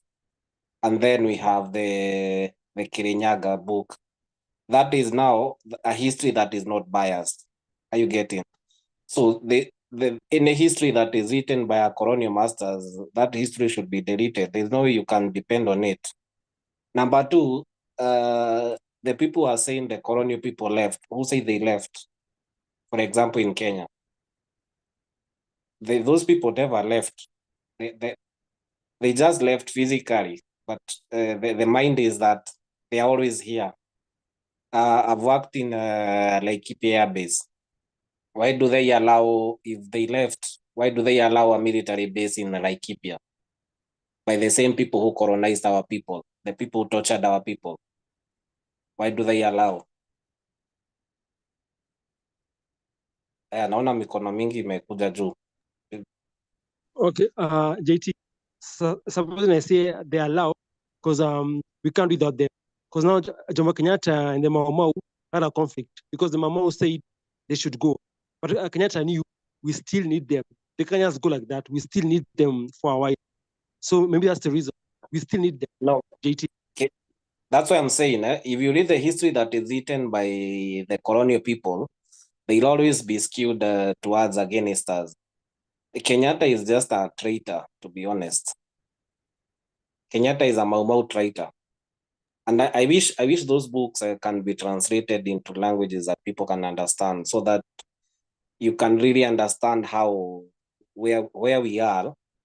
It's by our own people who are traitors. So you see, when Jomo Kenyatta was taken to Turkana for some years, they were just restructuring him to come and be against the people who fought for our country, for the places they were in. Maybe that's what I have to say. My whole point is, don't depend on the history that is written by the colonizers to fight them back. Okay, JT, one last question. Is it right to say that if the Europeans went immediately, Kenya would be in problems? After the war, if they all went immediately, Kenya would be in problems. Is that accurate? No. Who said Kenya was, the reason who said Kenya was in problems before? Okay, they came with advanced things. They came with advanced technology. For example. Oh, okay, sorry. Okay, it's not schools. So schools are medicine. Yeah, schools are medicine infrastructure. Let me. You see, the whole point is the whole point of what you're talking about colonizers, and I want to give an example by. Sorry to say, in our Kikuyu, there is what we call a hospital called Tomotomo.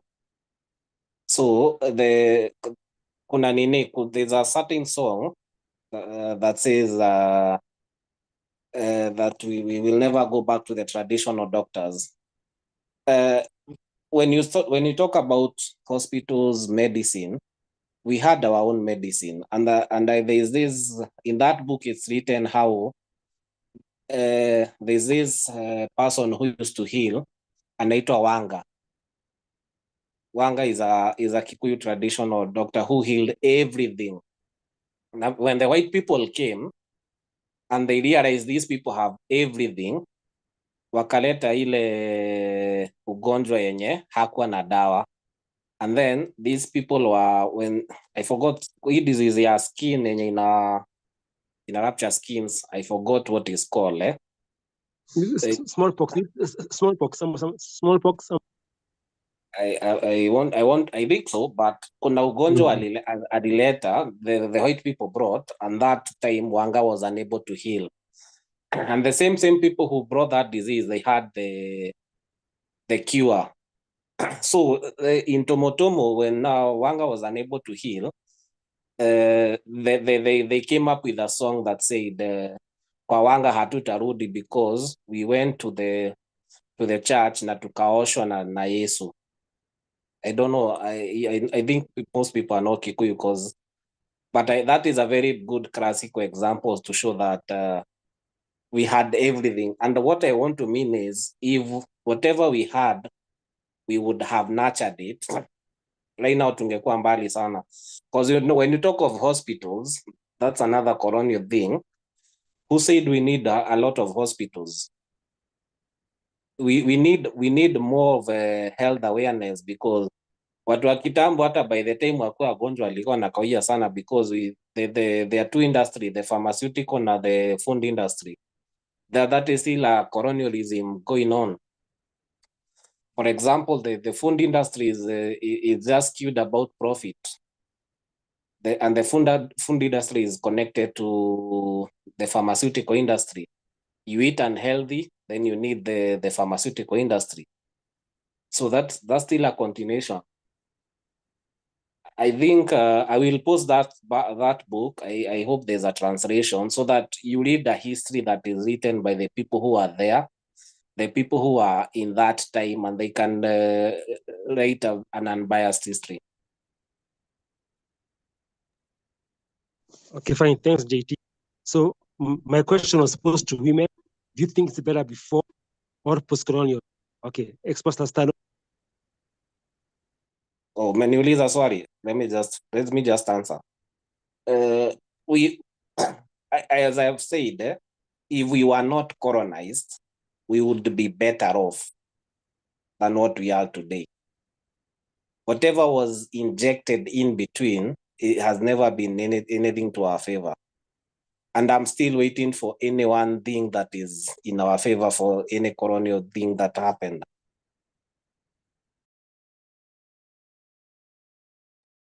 So Can I please answer that? Can I please answer that and tell him one thing that is positive about Jimmy, I mean, JT and women before and after colonialism. JT, what do you think? Women before and after? Women? Yeah, before and after. Yeah. What's better, before or now? For women? Yeah, women, yeah. Are they better off now or post-colonialism? Of course, before. They're better off before? Yeah, they were better before. Why? For example, I think when we talk about before, I would talk maybe of my own traditions because I've studied my own tradition very well. I'm not sure about the other traditions. Yeah, so why are they better off now? In 2 minutes. I think you should be the one telling me like why are they better off? What has changed? Because I want to see that difference. Okay, they work like men. They do what men do. It's not that in the kitchen, how much space is in the kitchen like before. They do what men do. But now you see that is now like you're bringing another topic of how women now just skew towards selfishness because okay, when they work, what do they do with their money? What do they do with their money? Yeah. So if you're working, let me give a classic example before. Before maybe there were several like duties of what a man and a woman should do in our traditions. But right now, if Muriuki you are working and your wife is working and you're both earning 100,000. So what is the point of the woman working if you are, say for example, catering for everything?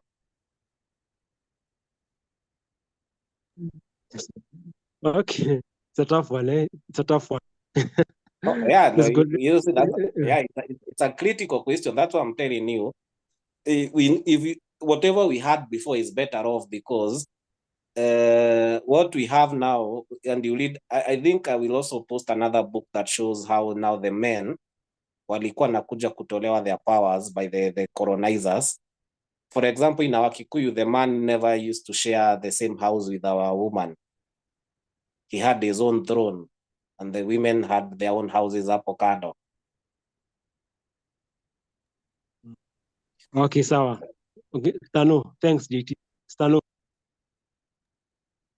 Morioki, I was to speak before Stano. I got lost. I got lost. Okay. Okay. Go ahead. It is with a women's question also. Okay, fine. Go ahead. Let me start with that question and then make an additional point on the harms of colonialism, and then I also will answer my own question on reparations. So for this one of whether women were better off before or after colonialism, I have to be objective. In as much as I don't like colonialism, there were some positives that came with it, and one of them is women's rights. I think women are definitely better off after colonialism than before. One, because they abolished female genital mutilation. That was something that was going on. And now I can get to enjoy an orgasm, y'all. Back in the day, it was only men who are going to cloud nine. Us guys were perceiving sex as nothing more than a duty. Thank goodness that cross-cultural interaction caused us to change our minds on that front. Also, in terms of property ownership and economic participation, women did not own property in the traditional era. JT here is speaking as a man. He's looking at things from his perspective. Of course, it's advantageous to him. But to a woman, it is not. I told you guys I was reading a lot of books written by Ngugi wa Thiong'o because he was at his prime during the colonial era or post-colonial era, just a few years after the colonial era. And there's this book he wrote called Dreams in a Time of War. It was set in the early 1900s, between 1910 to around 1960 or 1960s, right after independence. And he talks about his mother, Wanjiko, who was married to a polygamous Kikuyu man traditionally. Them, they were very traditional. And when the husband began abusing her, she left the matrimonial home and went back to her maternal home. When she went back to the maternal home, the parents told her, you know, he paid a dowry for you, so you just have to go and work things out. And she couldn't bear the abuse in her matrimonial home. So what happened is she was given some shelter somewhere. She was somehow in limbo in her father's home. She never had a place to call home after the abuse that happened in her marriage. Why? Because the cultural systems in place at that time perceived women to be property to be passed on from their fathers to their husbands. It's definitely detrimental. Dolcas, I have to cut you short. Sorry, I don't know how this goes, but when you talk about Kikuyu culture, that is not a Kikuyu culture. I think you read something else, because in our Kikuyu culture, there's what you call making the woman kahe kamoshi. And we have that. We even have those ceremonies today. So if a woman is not married, she has broken up. It's not Kikuyu culture. The abuse or requiring somebody to go back home. When you say women did not own property, and let me ask you in Kikuyu, like for example, in Kikuyu, that's what I'm saying. We have ceremonies. Even my own aunties wamefanya those ceremonies. If you're not married, if you're maybe divorced, no merudi kwa nyumba, there's a ceremony that makes you now kahe kamushi and you're given a property. I think you're just reading a history that was written in bias to show how the culture is bad. Are you trying to tell me that traditionally women inherited land? Land was passed on among the boys, the boy child. It was not among women because it was assumed that the woman would go to get married. And that's what I'm saying. I think, Dolcas, you're reading the wrong history. That's what I'm telling you about. What if the woman, have you read the history of your own culture? That what if the woman was not married? Nani alikuwa anakuambia hakuwa anagawia property? Now, dude, she was given property for her lifetime. She was not given property as her property. She was given property for her to live until she died. She was not able to own it. It was just a place to live. Yes, I think you guys are reading the wrong history. What were the exceptions? Most women would be married off. There would be these arranged ceremonies, arranged situations. You get married off and you lose any ownership of any property. The property belonged to the male line. That's why people were obsessed with having boy children, so that you can pass on the property down the family line. And that's why girls were killed. I think sanitizing and romanticizing our traditions. There were many downsides. Yeah, there are many I think you are the people who have not read the traditions very well. Okay. JT, let Dorcas finish. Okay, Dorcas, just finish. Dorcas, finish your point. Just finish, Dorcas. And JT, you'll talk later. Okay. So that's what I have to say on women's rights during the colonial era vis-a-vis. So, Dorcas. So it's 100% for women. It's 100% positive for women. 100% post-colonial. 100%. I don't want to give it a percentage. I just Let think me do it for you. Yes, it's 100%. I think okay, Dorcas, Jimmy, let the women speak. Jimmy, let the women speak. I want to hear the women talk.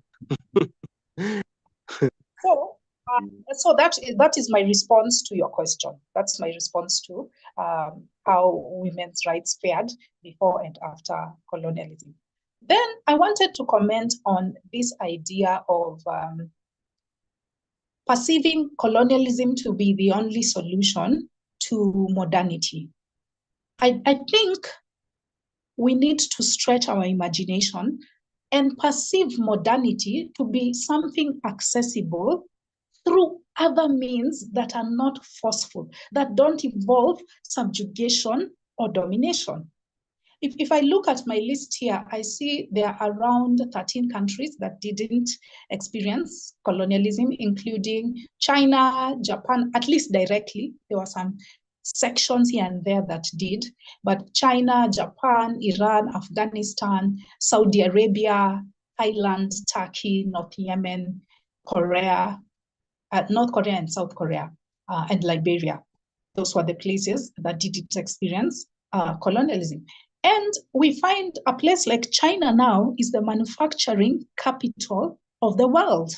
So they've been able to access modernity without colonialism. We must never forget the harm that colonialism did to us. Physically denying us our liberties, detaining us, torturing us, killing us, raping our women. We have these cases of soldiers, colonial soldiers, who inserted broken bottles or bottles in women's genitalia. We have all of those horrific cases that occurred during the colonial era. We cannot gloss over it because of the quote-unquote goodies that came after it. So let's stretch our imagination and realize it is not a prerequisite for you to be colonized in order to develop.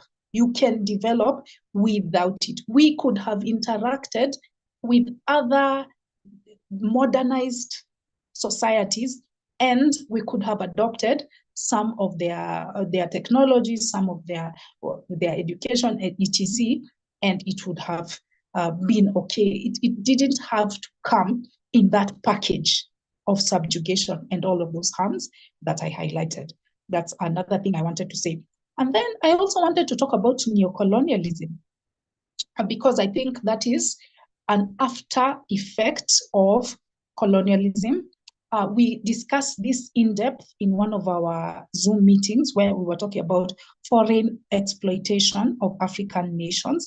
I would urge you guys to go to our YouTube channel and just search under the live tab, do foreign nations exploit African countries, and check it out. But in a nutshell, as I summarize in the next minute, I think neocolonialism is felt through the debt trap, IMF, and Akina World Bank, because these were set up by predominantly European countries. They are the ones that owned the dough, and that set up the ripple effect of the debt trap in which we find ourselves currently, especially Kenya here. And also, we see neocolonialism in Western and Central African countries that were colonized by the French. I spoke about this in that Zoom meeting, but I can just summarize by saying that the French set up systems which advantaged them. Yes, they left physically, but their influence was still there. They required those 14 countries, Akina Senegal, Mali, etc., to sign a pact which forbade them from preparing or developing their own military. That was the job of the French. And then they set up military bases in those countries. And they forbade those countries from liaising with each other militarily. Then in terms of resources, they said all of the minerals and oil that have been discovered or that are yet to be discovered by those 14 former colonies of France were to be given, the first right of refusal was to be given to France. Then if it feels like, we are not into this, then they can decide their destiny on what to do with those raw materials. So that is definitely a big challenge. And lastly, of course, the CFA franc, currency control, which France is still doing to date.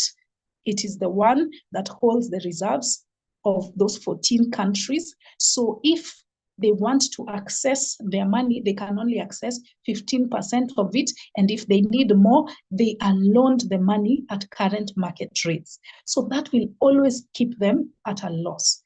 $500 million leaves those countries to France. And then they say that they give them maybe a few dollars as foreign aid. But in the end, it is the West and Central African former colonies of France, which are taking care, which are developing France and not the other way around. So that is neocolonialism in a nutshell. Currency control and the IMF, those are problems that we are still facing. Thank you. Okay. Thanks, Dorcas. Dorcas, in 2 minutes, Hutu, Tutsi, tribal clashes, who's to blame? 2 minutes. Is it them or us? Sorry? Hutu, Tutsi, tribal clashes, who's to blame? Them or us? Okay, I'm not, I will take Juliana's position. I'm not very well versed on the colonial link, but I do know it exists. I do know it exists, but I'm not very well versed on the colonial link. So let me reserve my comment. By the way, can I just ask guys one last question? Yeah. When he was speaking, he talked about Jomo Kenyatta and how Jomo Kenyatta was a traitor. I do agree. I think Jomo Kenyatta failed us after independence because of how he shared resources after he got access to power, because he focused on his cronies. The people who were loyal to him were the ones that were given property, and his tribesmen, were the ones that were given property, and then the rest were left in a disarray. The elite, the Kikuyu elite, were the ones that were advantaged after Jomo Kenyatta came into power. So he did not try and equalize our society or develop it the way it should be. So since we're talking about colonialism, maybe this is slightly off, but it's still related. How did colonialism end in Kenya, but also in other African countries or other countries? What were the reasons that led to the termination of colonialism? Because I remember there was one gentleman on our group who kept saying the Mau Mau did nothing. The Mau Mau were just taking credit for no reasons, but the colonialists are the ones who just decided to end it. So anyway, let me not give my answer yet. Let me hear from you guys. Why do you think colonialism ended? What were the factors that contributed to its termination? Okay, thanks, Dorcas. Like people are saying, we are still colonized. It's hidden, but it's still there. So maybe it's not completely over. It's just like the Europeans left, but now we do it to ourselves. Then of course, the freedom fighters did something. They put some pressure. If they did nothing, I don't think would be free. And Jomo Kenyatta, I think what he did, he used the wisdom. Because you see, this Kimathi wanted the whites to go completely. As in, after the war, they go home, all of them. And Kenyatta saw he'll be with them for a while, then he takes over. So that was the war with Kenyatta and the Mau Mau. Then they were saying that now they should all go away completely. But that couldn't work because they've been there for so long. They have to be here for a short while. Then, Dorcas, if I tell you that in Rwanda, these economists, they favor the Tutsi over the Hutu. They used to favor the Tutsi over the Hutu. Then in Rift Valley, the Kikuyus were taken there by the economists. Now, if you know that, can you comment? Because it was them who favored the Tutsi over the Hutu. Then the Kikuyus in Rift Valley were taken there by colonialists. Now, if you know that, can you comment on who's to blame? Yes. Yeah. Then I would say that they set up the foundation for the enmity between the Hutus and Tutsis. In fact, now I've remembered that link. I think I came across it some years back of how the colonialists, because they speak the same language, the Hutu and the Tutsis speak the same language, but the colonialists use the divide and conquer mechanism in order to subordinate the natives. And they looked at the Tutsi and they saw that the Tutsi have European-like features, while the Hutu had stereotypical native, African native features. Yeah, you know, the aquiline nose and etc. and the lighter complexion, blah, blah, blah. So the colonialists favored the Tutsis. Tutsis were the ones that dominated the government system after the colonialists left, and this created some sort of discord or discontentment among the Hutus, and that probably fueled the genocide that eventually took place in 94. Yeah, so they did play a part, but we cannot absolve Black people. And that's what I also maintained with all the points I have made, that colonialists set the foundation, but we we took the back from them. They passed the back to us, we took it and ran with it, and we've continued to mess ourselves up to the present day.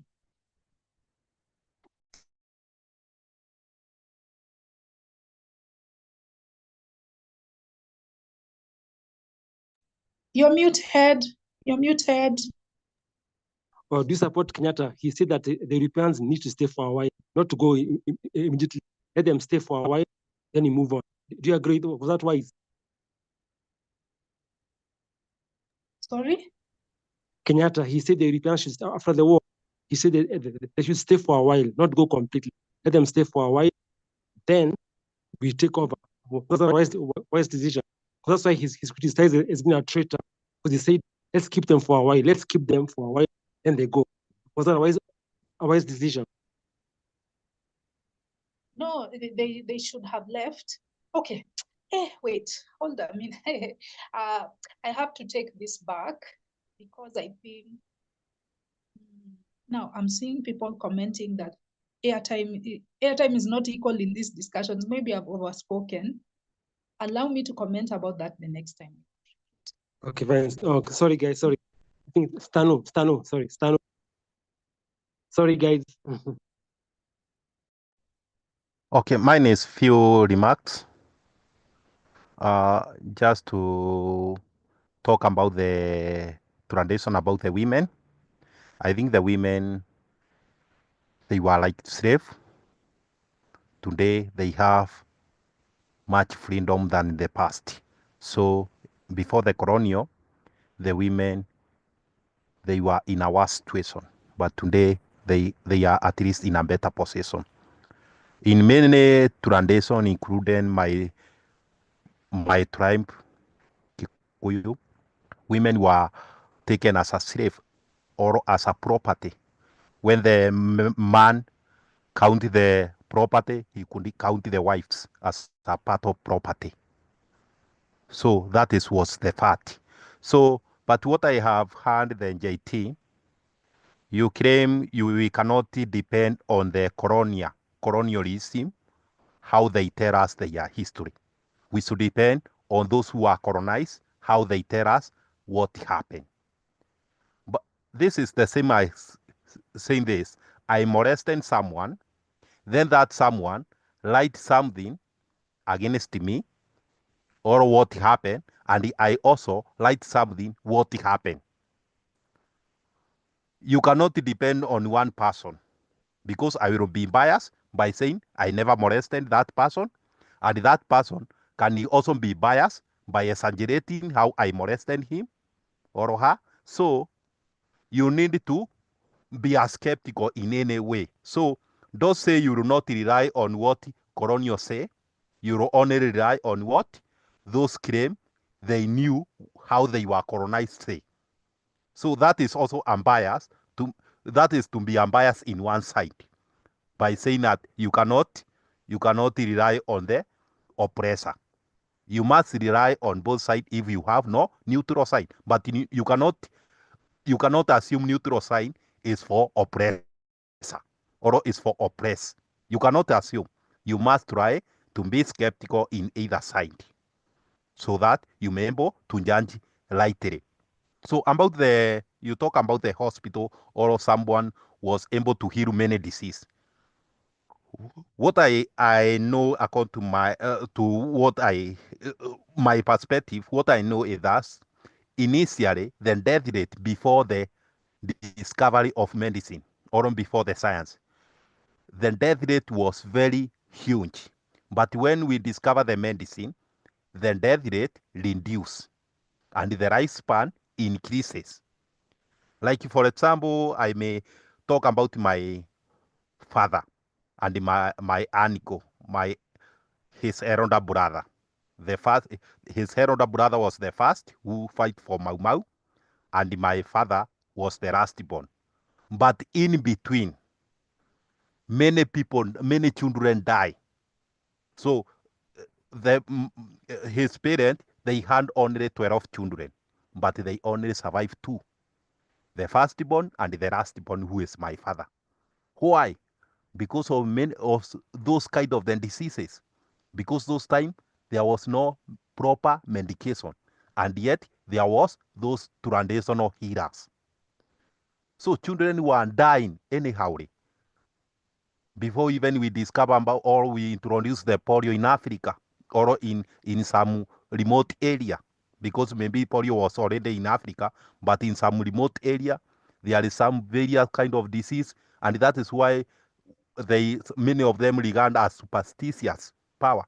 But when the medicine came, or science came with this colonial or whichever way, they came to help us. So you cannot claim that the elders or the traditionalists had the better medicine, and the white men came to abolish those things and come to introduce a new diseases. Maybe it's true, but how do I rely on that information? I'm always skeptical in everything. Thank you.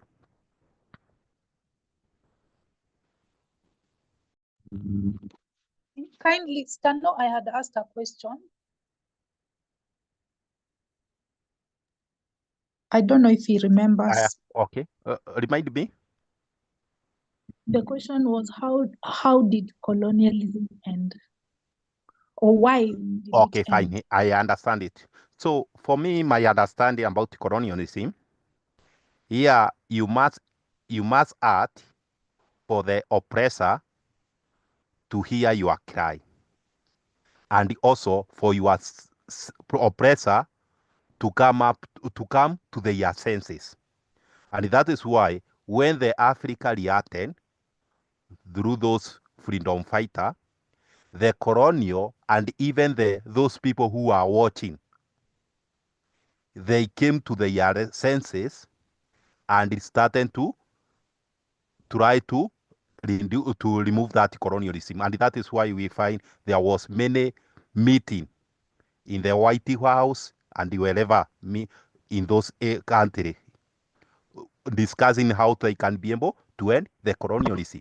But if the Africa could not react, those white people could not come to discuss about how to end the colonialism. Yeah, it ended because we trigger. After we trigger, they also see now things are coming worse. Just the way even we try to trigger Ruto, and he reacted immediately and he tried to stop the financial bill. Yeah, thank you.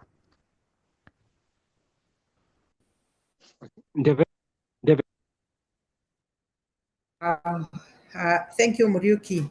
Wow, that is, yeah, yes, it's heavy. First of all, let me say, I will answer Dorcas's question after. Just remind me. First of all, women were net gainers for colonialism and the independence. Women definitely had a net gain because we could go to school just as the men would go to school. There are some very weird traditions that hold back women. I know that in my family where I was born, the traditions were a little bit they were not there.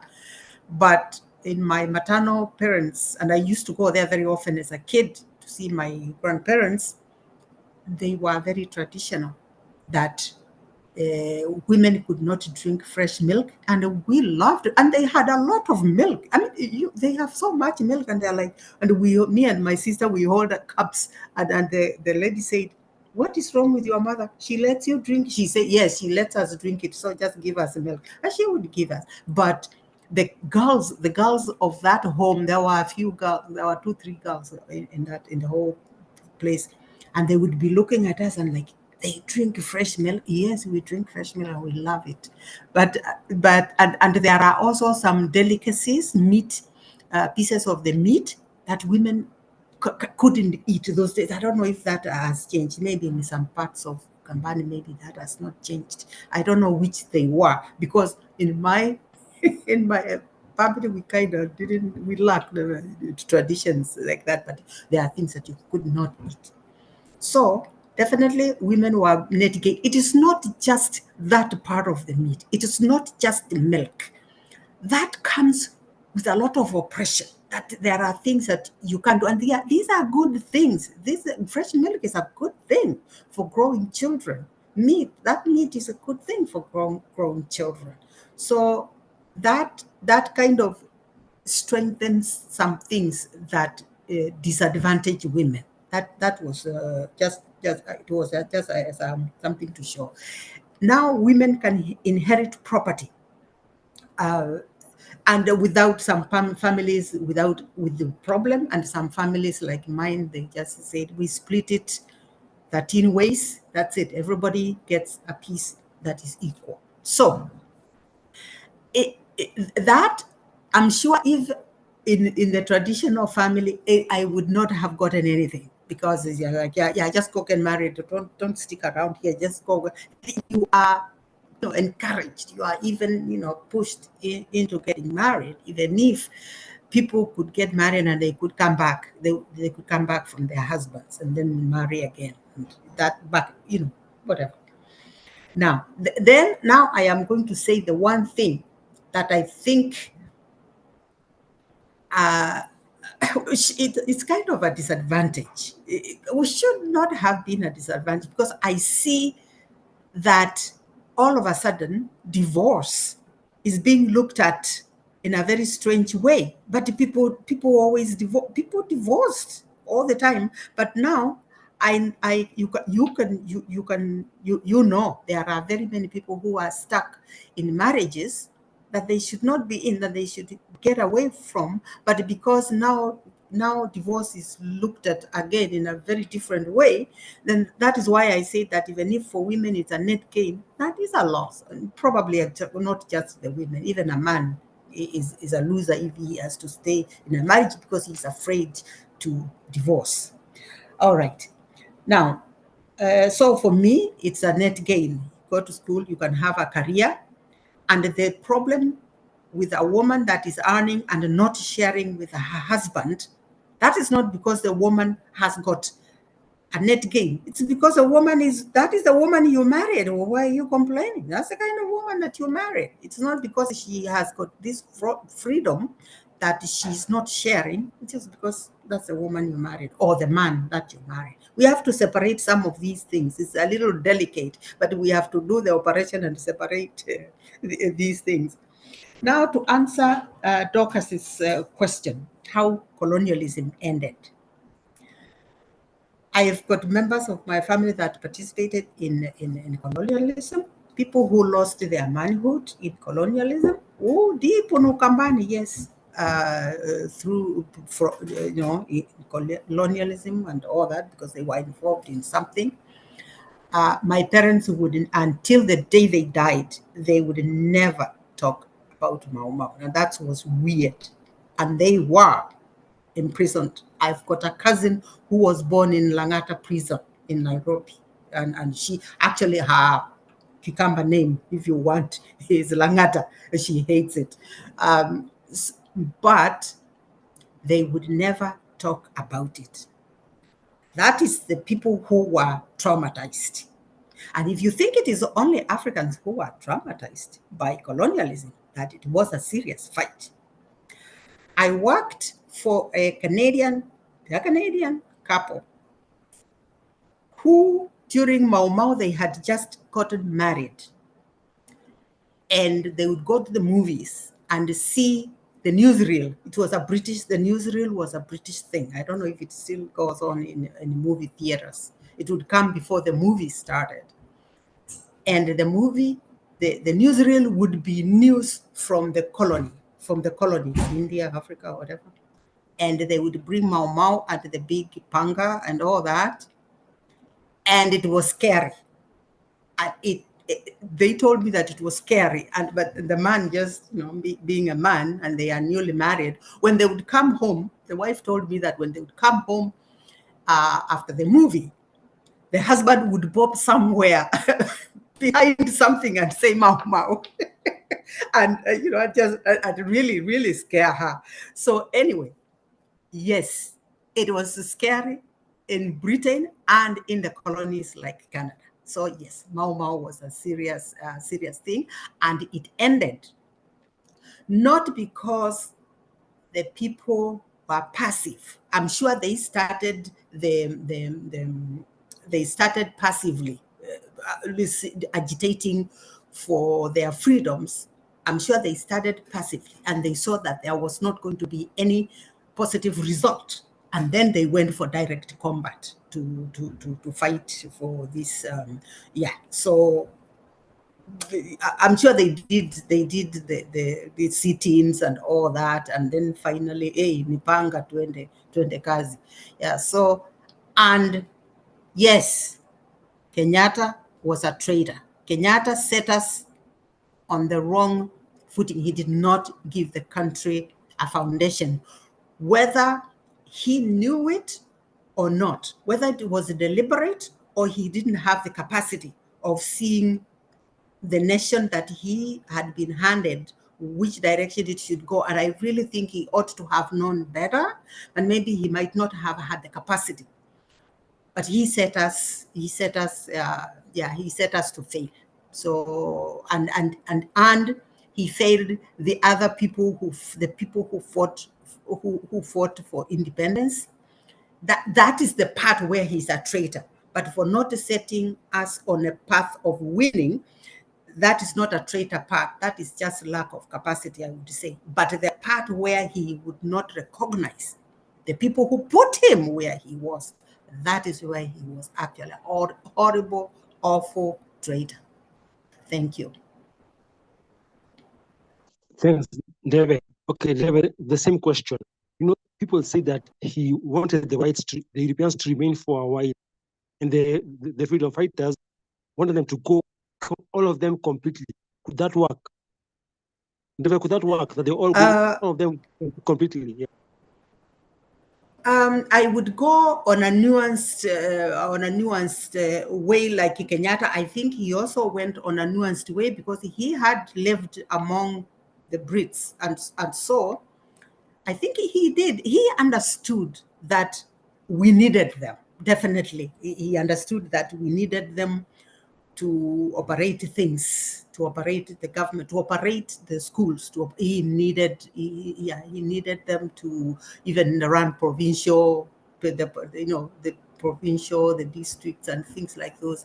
He understood as an elderly person. He probably understood some of those things, and the Mau Mau guys.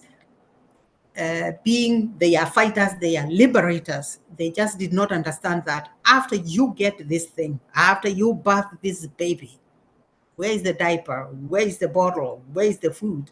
So yes, I think I would say that for not just saying go away, that was a good thing. And let us also add the fact that even if you are given a piece of land and you work on it, you make a farm out of it, you build a farmhouse, you build barns, you build all these things, and then somebody comes and tells you go away.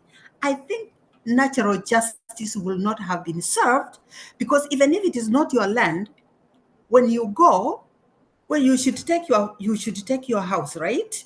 So that is the compensation that will be. It will have been your your energy, your sweat. You are not taking the land. The land, you are leaving the land, but your sweat, for goodness sake, you should be compensated. And that, to me, that is how I would look at it for natural justice. That is what I would call natural justice.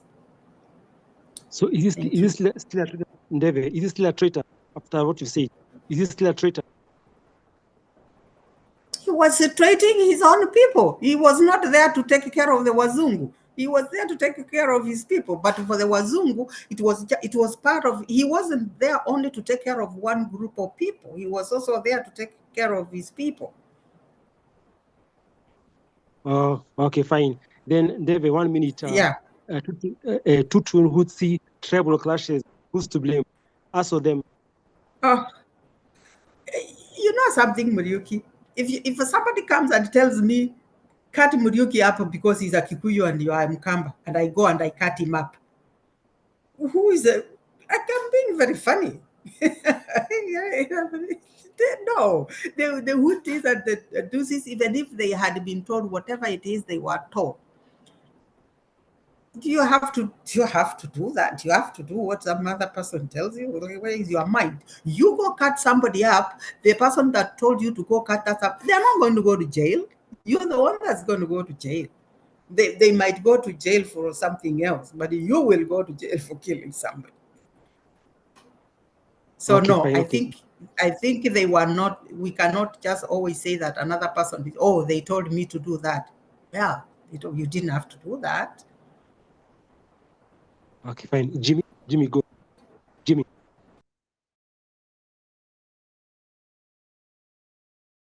Yes, okay. So sorry, I think ex-Pastor Steno said that he's yet to hear one benefit of colonialism, and the ladies have quite clearly said that colonialism was a net gain for women, and I definitely agree with that 100%. Secondly, I would argue that ex-Pastor Stano is saying, yes. I'm sorry. I think you mean JT, because ex-Pastor Sano actually thinks colonialism had more positive than negative effects. But JT... Oh, I must have mixed it up. Sorry. JT. Okay, I must have mixed it up. My mistake. Thank you very much. Going back to that exact point, like JT then, in that case, says that there's no benefits to colonialism, and he says that in English. And by saying it in English, he can be understood by about 20% of the global population. So, you know, the fact that he can communicate with 20% of the people alive in the world today, maybe 25, is quite a big benefit, no? Because like 70 years ago, nobody would have understood what he was saying. So that's a very, very big benefit. And we in Kenya, there was a meme I saw the other day that in preparation for the Africa Cup of Nations, Uganda and Tanzania have built loads of stadiums. And meanwhile, us in Kenya, we can speak good English, you know? And that was a very good meme because it shows how our leadership is holding us back.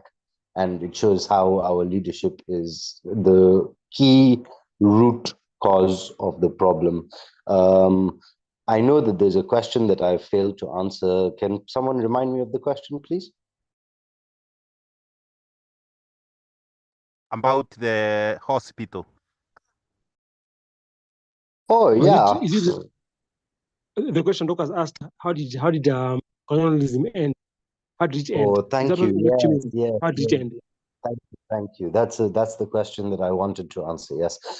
First of all, about the hospitals, whoever is arguing against hospitals is completely out of their mind, because ex-Pastor Stano expressed it so perfectly. He said that out of his family, his dad's family of 12, only the firstborn and the lastborn survived, and infant mortality basically dropped to zero with the introduction of modern medicine and hospitals. So that is a first of all, hospitals, yes. If there's anyone arguing against hospitals, they won't live very long, so there's no point listening to them.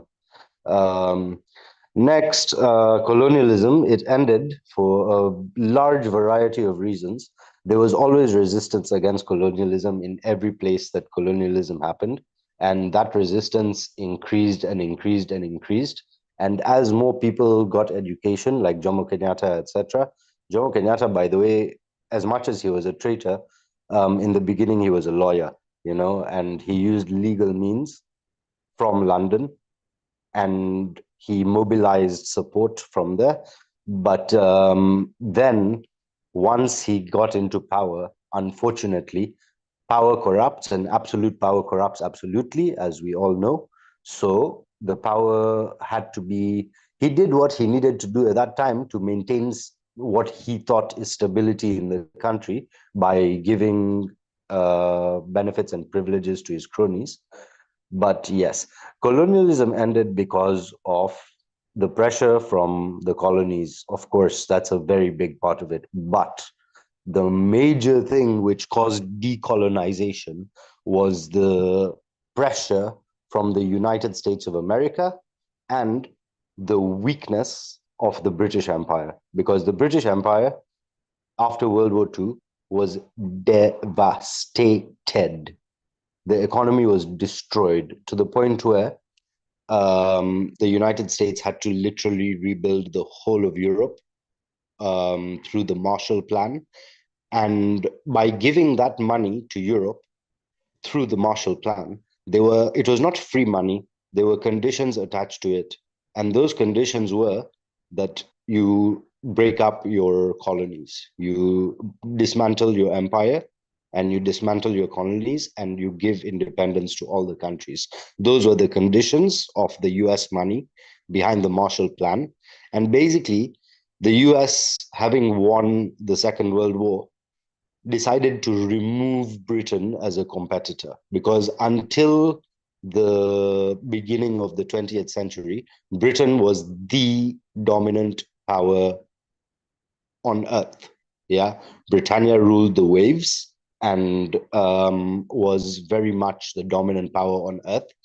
And the Second World War left them devastated, and the Americans took that opportunity and they were like, okay, we'll rebuild you, but you can't be the world's great power anymore. We are the world's great power. So dismantle your empire, otherwise, no money.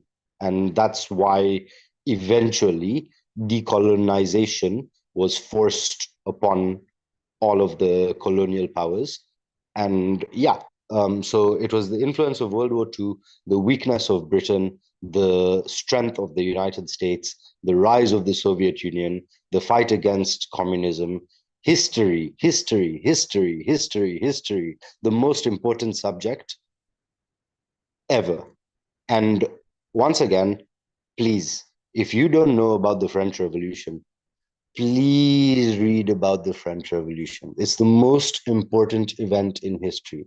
And please ask me about it. I'll answer any question.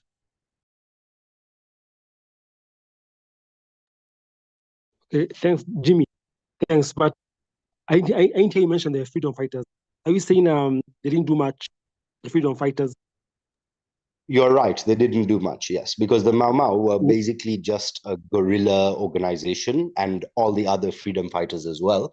They were just guerrilla organizations. They were organized, but they were not very organized, and they were not it's like a bee trying to fight a lion. It's annoying, but it's not going to kill the lion, So the freedom fighters had a very significant impact, but ultimately the factors that caused decolonization were economic factors. Britain simply couldn't afford to continue maintaining a colony because they had to rebuild their own country. Okay, and Jimmy, might I add that what happened, like in Kenya, the Africans were turned against each other. Like some Africans went to the European side so that give the Europeans more power. Is that accurate? Yes, that is accurate. There's nothing wrong with saying that. That's completely accurate and true. It's called divide and conquer.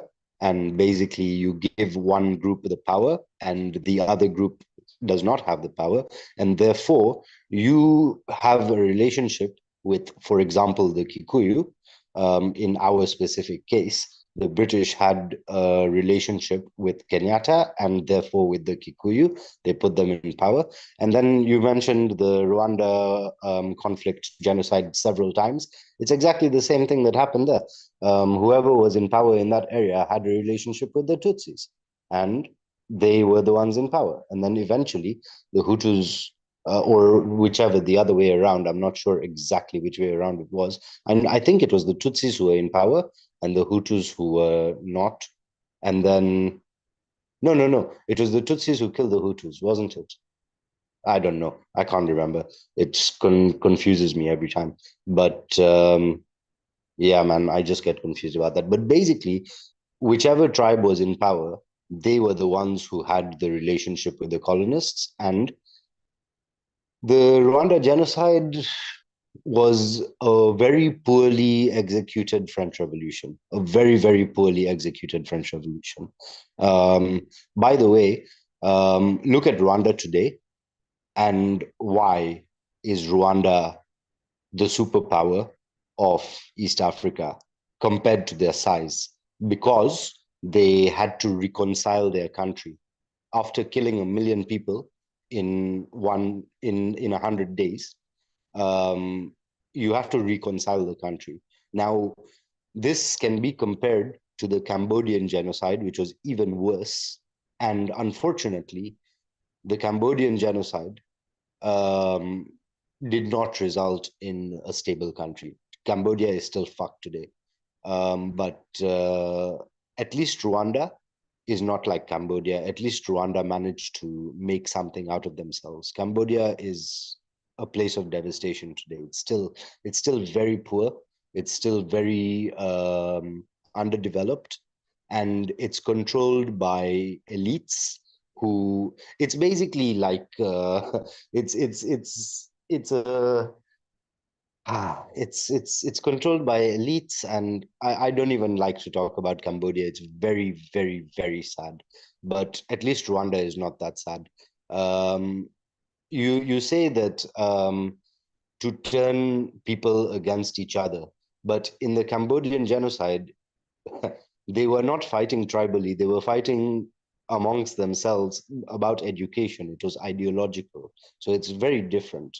They killed the most educated people in the society, whereas in Rwanda, they just killed on tribal grounds. But in Cambodia, they killed the educated people in society. And that's why Cambodia is dead, basically. Like, Cambodia can't progress because all of their educated people were killed. It's only now, a generation later or 2 generations later, that Cambodia actually has smart people living there, but not very many. And it's yeah. Coming back to Africa, Rwanda, the people who were in power had the relationship with the colonists. Same in Kenya, the Kikuyus had the power, had the relationship with the colonists. And this is why Kenyatta is a traitor, because what Kenyatta should have done is spread the power. And, for example, he should have given coastal leaders some power and built relationships with them. He should have given Western leaders some power and built relationships with them. He should have engaged the Somalis, because the whole eastern side of our country is basically Somali, ethnically. So he should have engaged the Somalis, and he should have made it like an alliance of the lake, the coast, the mountain, and the desert. And if he had done that successfully, which is easier said than done, it's very, very hard to make everybody push in the same direction. And Kenyatta was not the world's smartest man. That's without a doubt, you know. Obviously, he was not the world's smartest man. He had limitations and he had abilities. But I don't think building a nation was one of his abilities. The way that he built Kenya was through cronyism, and that is a traitor move. So we should genuinely be taking his name off of things, and we should be like, yeah, sure, founding father, yeah, sure, file the legal cases, but glorify him? No. And especially considering that his family still owns half the land in Kenya, definitely no. And we should dismantle their empire. And Give me 1 minute. the French Yeah? Revolution. 1 minute. Yeah? 1 minute. Well, I will just keep saying the French Revolution. French Revolution, because that's what Kenya needs right now. We need to get rid of the political class because they are clearly self-serving. They are not serving the public. Okay, fine. Thanks, Jimmy. Dorcas?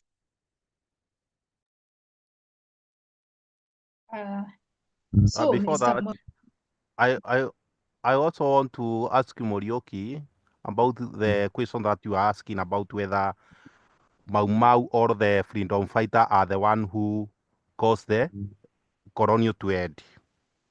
Do you think they could be able to win the colonial through using the catapult, stones, and the pangas and the knives? Stanley, they had guns and they had been to World War II. What happened after World War II? They saw Europeans dying. No, So they don't have guns. Only just one gun. They only just have one gun, which maybe they have snatched from maybe one soldier. They could not be able to fight. But through those killing, they were being killed. Those massacre caused even the US or the international to react and the dialogue to continue in a speed way, just the way Jimmy have explained. Just the way JC could not be able to win the war against the Ruto.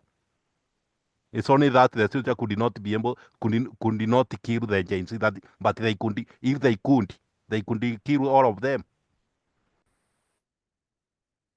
Okay, fine. Okay, so Dorcas? All right. Now, let me respond to a few of the things said, and then I'll answer some questions, and this will be my final remark. First thing about what JT said, he said a lot of controversial things, and I think JT embodies this new breed of Kenyans who, through social media, especially TikTok, are starting to discover our roots. And we are seeing that it wasn't all gloom and doom or Dungeons and Dragons. We weren't all these barbaric heathens that lived in the pre-colonial era. There were some very positive traits that we possessed as a people. I agree. I totally concede that that is true. However, what they do is now they go to the extreme, to the other extreme, and they make it seem as though all that was practiced during our pre-colonial times was wonderful. They romanticize our past. For instance, when we talked about the issue of female empowerment, women working, JT was like, why is that good? Why is that a benefit? If the man is providing, why do we need two sources of income? What? JT, how can you say that? Put yourself in the shoes of that woman who is economically dependent on her husband. What if the husband becomes abusive? What if the husband dies?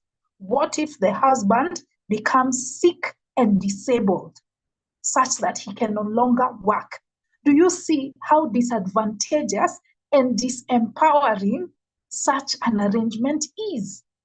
It's never a good thing to maintain those strict gender roles where women are supposed to be in the kitchen and the home caregiving while men go out and look for food. No, that is never a sustainable system because so much can go wrong when you only have one source of income. It's not empowering for the woman, only for the man, not for the woman. It is not empowering at all. Put yourself in that woman's shoes. Use empathy. If you consider yourself to be a humanist, I don't know if he's a humanist, Not all atheists are humanists. I've come to find out sadly. But if you're a humanist, empathy is one of our tenets as humanists. And empathy requires you to see that that traditional economic arrangement is unfair to the woman. All human beings should have the right to work and to sustain themselves. So that's what I have to say in response to JT. Now, on the first question I asked people, let me also answer it about reparations. I am pro-reparations. There are some people who think that we should move on. They say that the colonial government no longer exists. So why should we punish current European governments? That's their logic. Unfortunately, you have to right the wrongs of what happened before if you benefited from that system. And current governments benefit from the system that was set up by the colonialists. And we, as the colonized, are losing. We still have a lot of systemic issues that stem from the colonial era. So there should be some sort of redress for that. Additionally, I think reparations are necessary because of the torture, the violence, the death, the taking of land that belonged to natives. All that needs to be corrected. It's not enough. By the way, you cannot undo the loss that those people underwent, the castration, the pliers that was cutting off their balls. You cannot bring back their manhood, their fertility. You can't bring it back. It's too late. But you can try to right those wrongs. You can try to placate it. And I'm also for the proposal that Jimmy gave, which is reducing debt.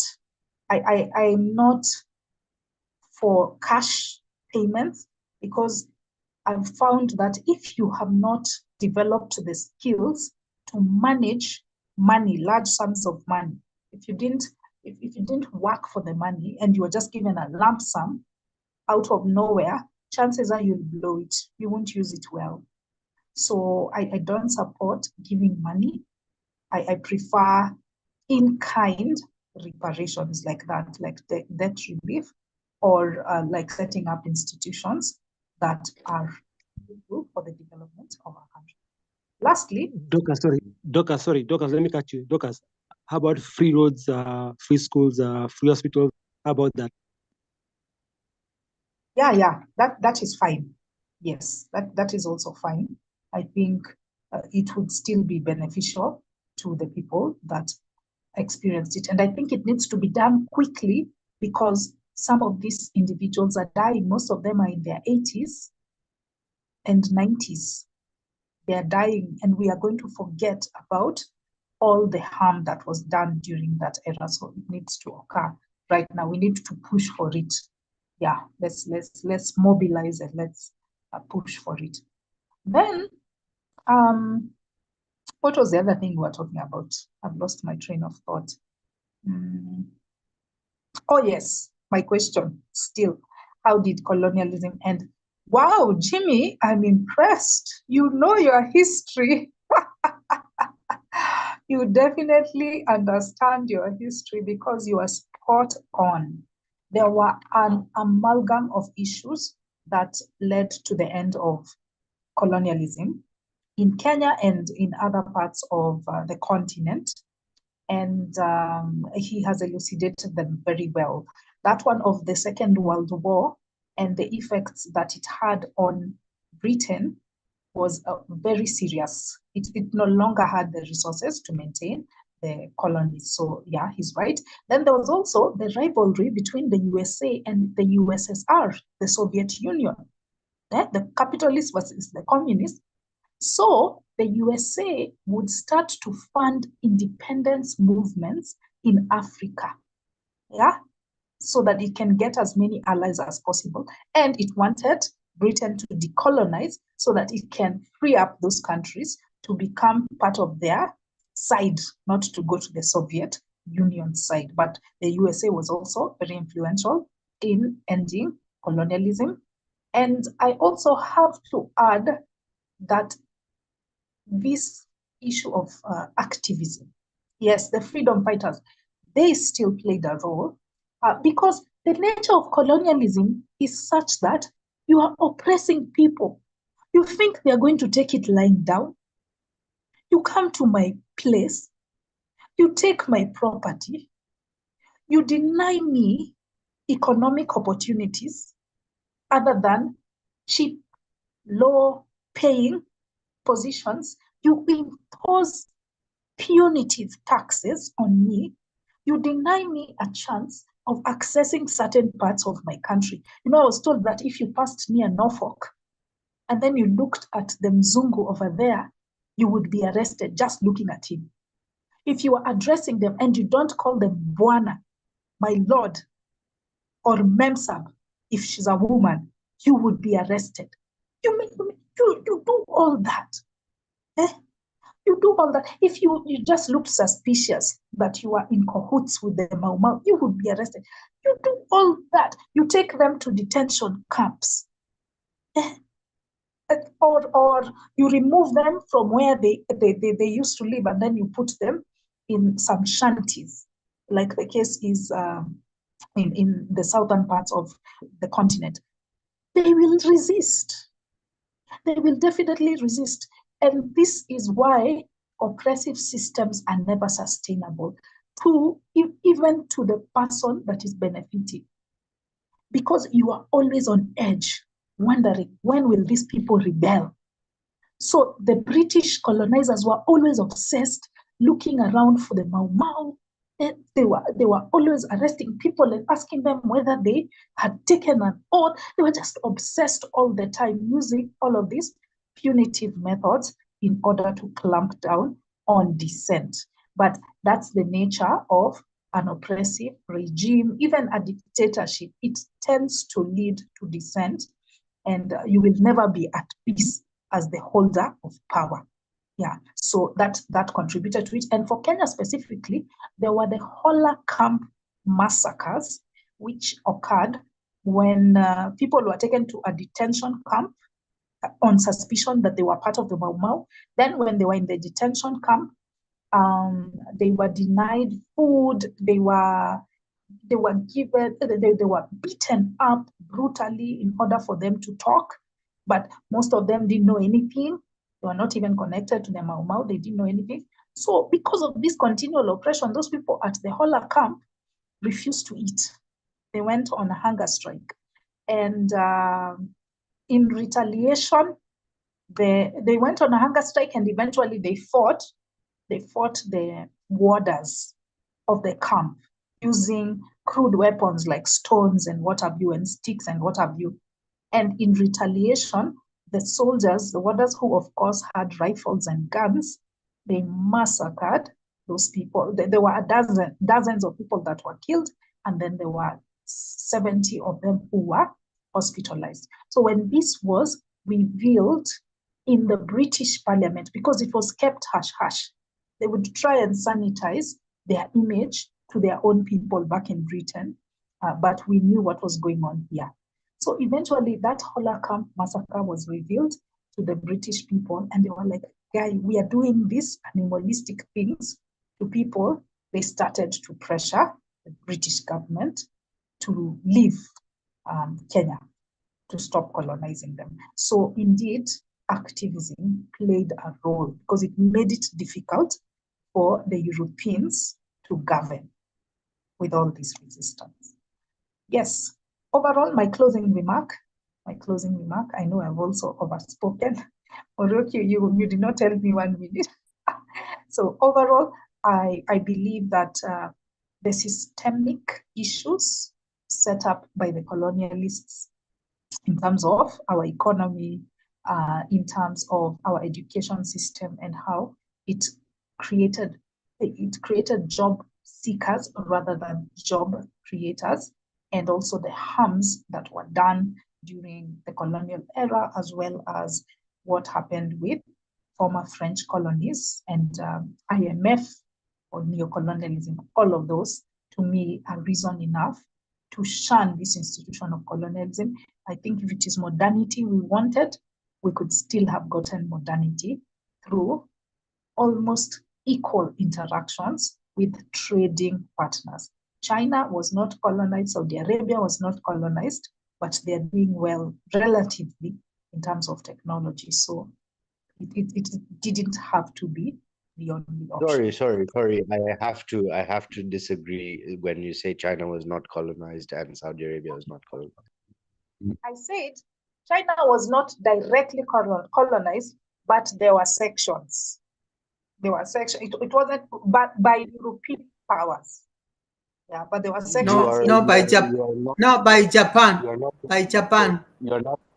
Yes, they were colonized by Japan, exactly, and the Opium Wars as well. The Opium War played a big impact. Britain got China addicted to opium, which is even worse than colonization.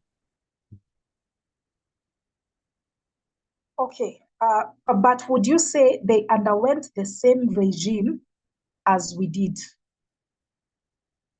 No, but it was completely different because basically Britain sold opium to China and got them high for 50 to 70 years, and the entire Chinese state collapsed.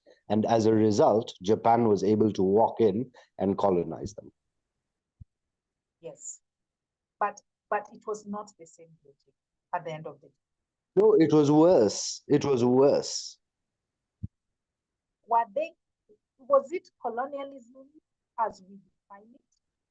That what China went through was much worse than colonialism because China actually had was calculated before. So okay, it might have. Africa didn't have an economy. Africa had an economy which was the size of your fingernail, but China had an economy which was serious. China actually had a real economy. Africa had an economy that didn't exist. China had an economy which was real, and it was dismantled and destroyed. Fine. It was calculated. It was even worse. It was worsely. It was even more calculated and more deliberate than even coming to take our farms in Kenya. Thank you for that clarification. Let's remove China from the equation, but there were 13 countries worldwide. Doctor, you sound far. Doctor, you sound far. You sound like you're far. I don't know why. You're not clear anymore. You're not clear anymore. Okay, let me leave it at that then. So yeah, so Juliana, closing remarks, please. And I think you mentioned about women. Did you mention about women after post-colonialism? Juliana. Okay, thank you very much, Miri. Okay, this has been a wonderful, wonderful discussion. I have learned so much. And mentioning about women, are we better off now than before? Absolutely, especially for my tribe. Oh my gosh, it's like night and day. We're recognized as people. We're sort of valued, and we can have access to resources now compared to before. As for the topic, yes, there were some evils that were done as part of colonization. There are some good deeds that were done as part of colonization. My question still remains today. We know that, especially the Black African elite leaders. Why are we still doing it and blaming it on colonization? We know the effect of colonization way back. Why are we still condoning it? So we have a long way to go in changing our mentality, especially our leaders, to be open, unselfish, and visionary, and stop being greedy. I have thoroughly enjoyed this discussion. I have learned so much. Thank you.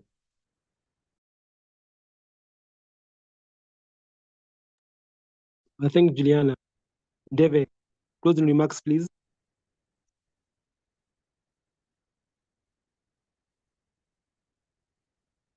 David, you're there.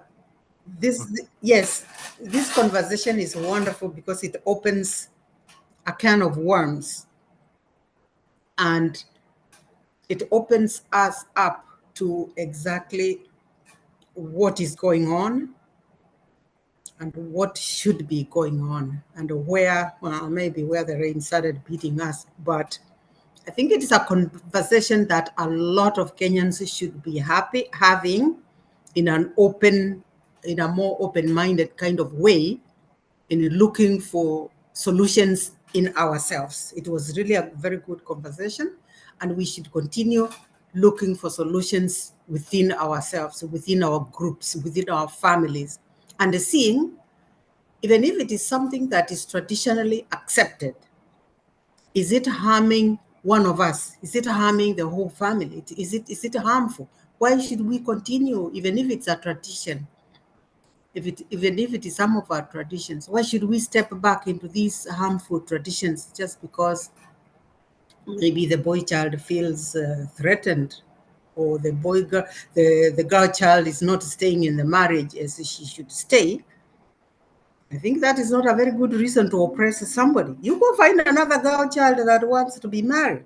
If the one that you had didn't want to stay married, I think, I think we should be looking more open-minded in looking for solutions that do not harm ourselves and do not take us backwards. Thank you. Okay, thanks, David.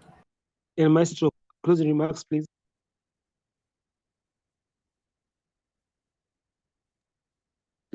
Yes, my closing remarks is I've enjoyed this discussion. I've also learned a lot, especially from Jimmy. I think Jimmy is Imran. I think it's Imran. Yeah, it's Imran. Yeah, And, it's Imran. It's him. Okay. It's Imran. Okay, and I've also learned a lot about these people of Mau Mau, and actually we should the leaders we have, they should do a lot better than what they are doing. They should change. And I agree with the Jimmy. We need a sort of French Revolution in this, not just Kenya but in Africa, because these colonialists are they are really exploiting us through our leaders. Because there's I don't know if you guys have ever heard there's a country in West Africa. I don't know if it is Equatorial Guinea or if it is the other Guinea Conakry. I'm not sure. But I heard that one of those countries has oil. It has oil, but now this oil is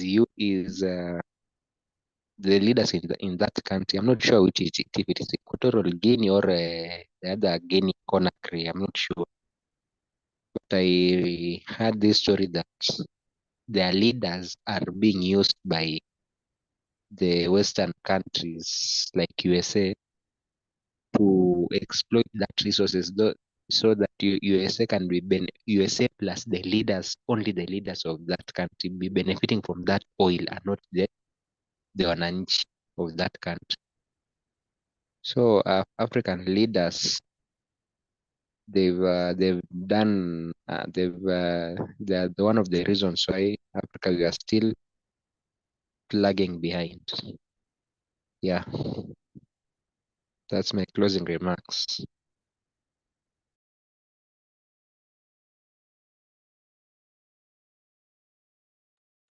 Okay, thanks so much. Just to add on to.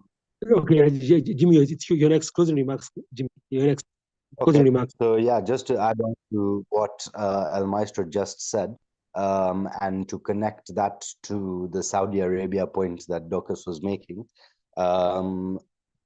exactly as you have just said, the leaders and the foreign powers would benefit from the resources, and that's exactly what happened in Saudi Arabia.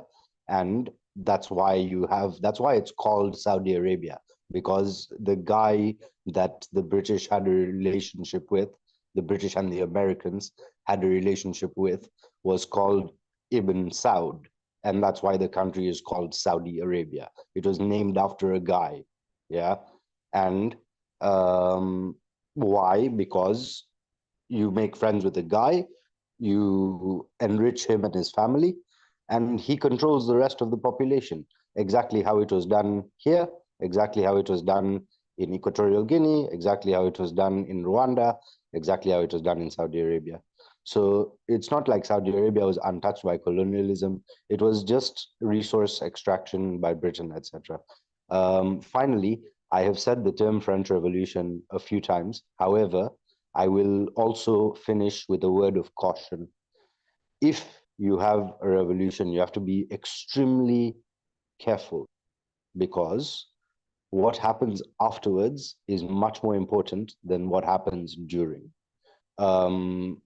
Following the French Revolution, Napoleon took power and basically conquered a lot of Europe because there was a power vacuum in France. He took control of the country.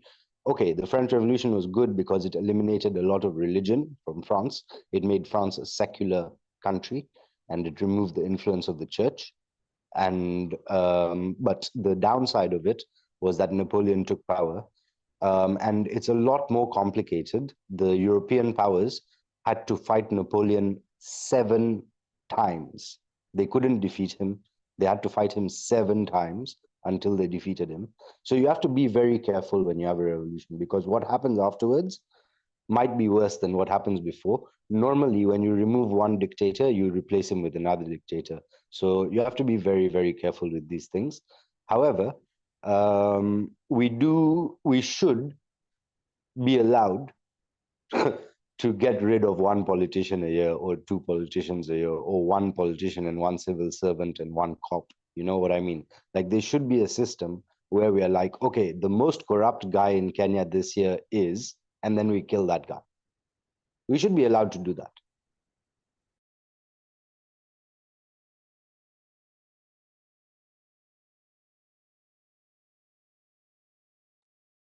Thanks, Jimmy. But overall, the discussion has been great, and thank you all.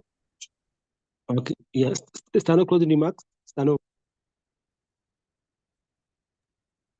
Yeah, I think I agree with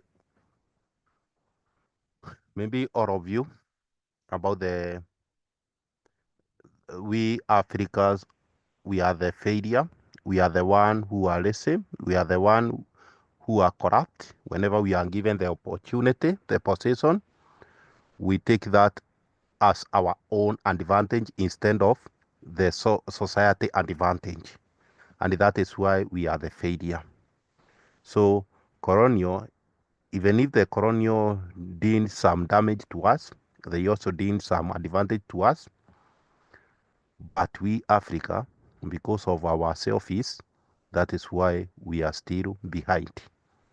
So for me, I will also say, just the way some countries are doing, they discipline those who are corrupt. They discipline, they take the corruption as a crime, and a very serious crime. We as Africa, we should take corruption as a serious crime, so that we may be able to eradicate that crime by a serious punishment. Thank you.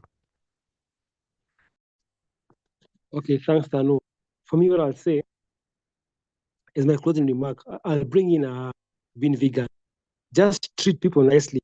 When Europeans came to Africa, all they had to do was be nice to us. You know, we work for them, they pay us well. Don't torture us, tax us, put us in camps. Just be nice to whatever you meet. They should be nice to us, not so cruel. Thanks. Dorcas, over to you. Okay, before that, I have to add something else. I think we can also maybe create a system where when you own something, make sure you utilize that thing you own. For example, you cannot be owning 1 million acres, and yet you are only using only 1 or 2 acres. The other are just living idle. and you are not just leaving That's a them for very good wild point. animals. Thank you. That is such a good point. Yeah, thank you. Human beings, we are very selfish. I don't know why. We are very selfish creatures. We're so selfish. Okay, Dorcas, you can close. Wow, wow. Thank you so much, guys, for your contributions in that one.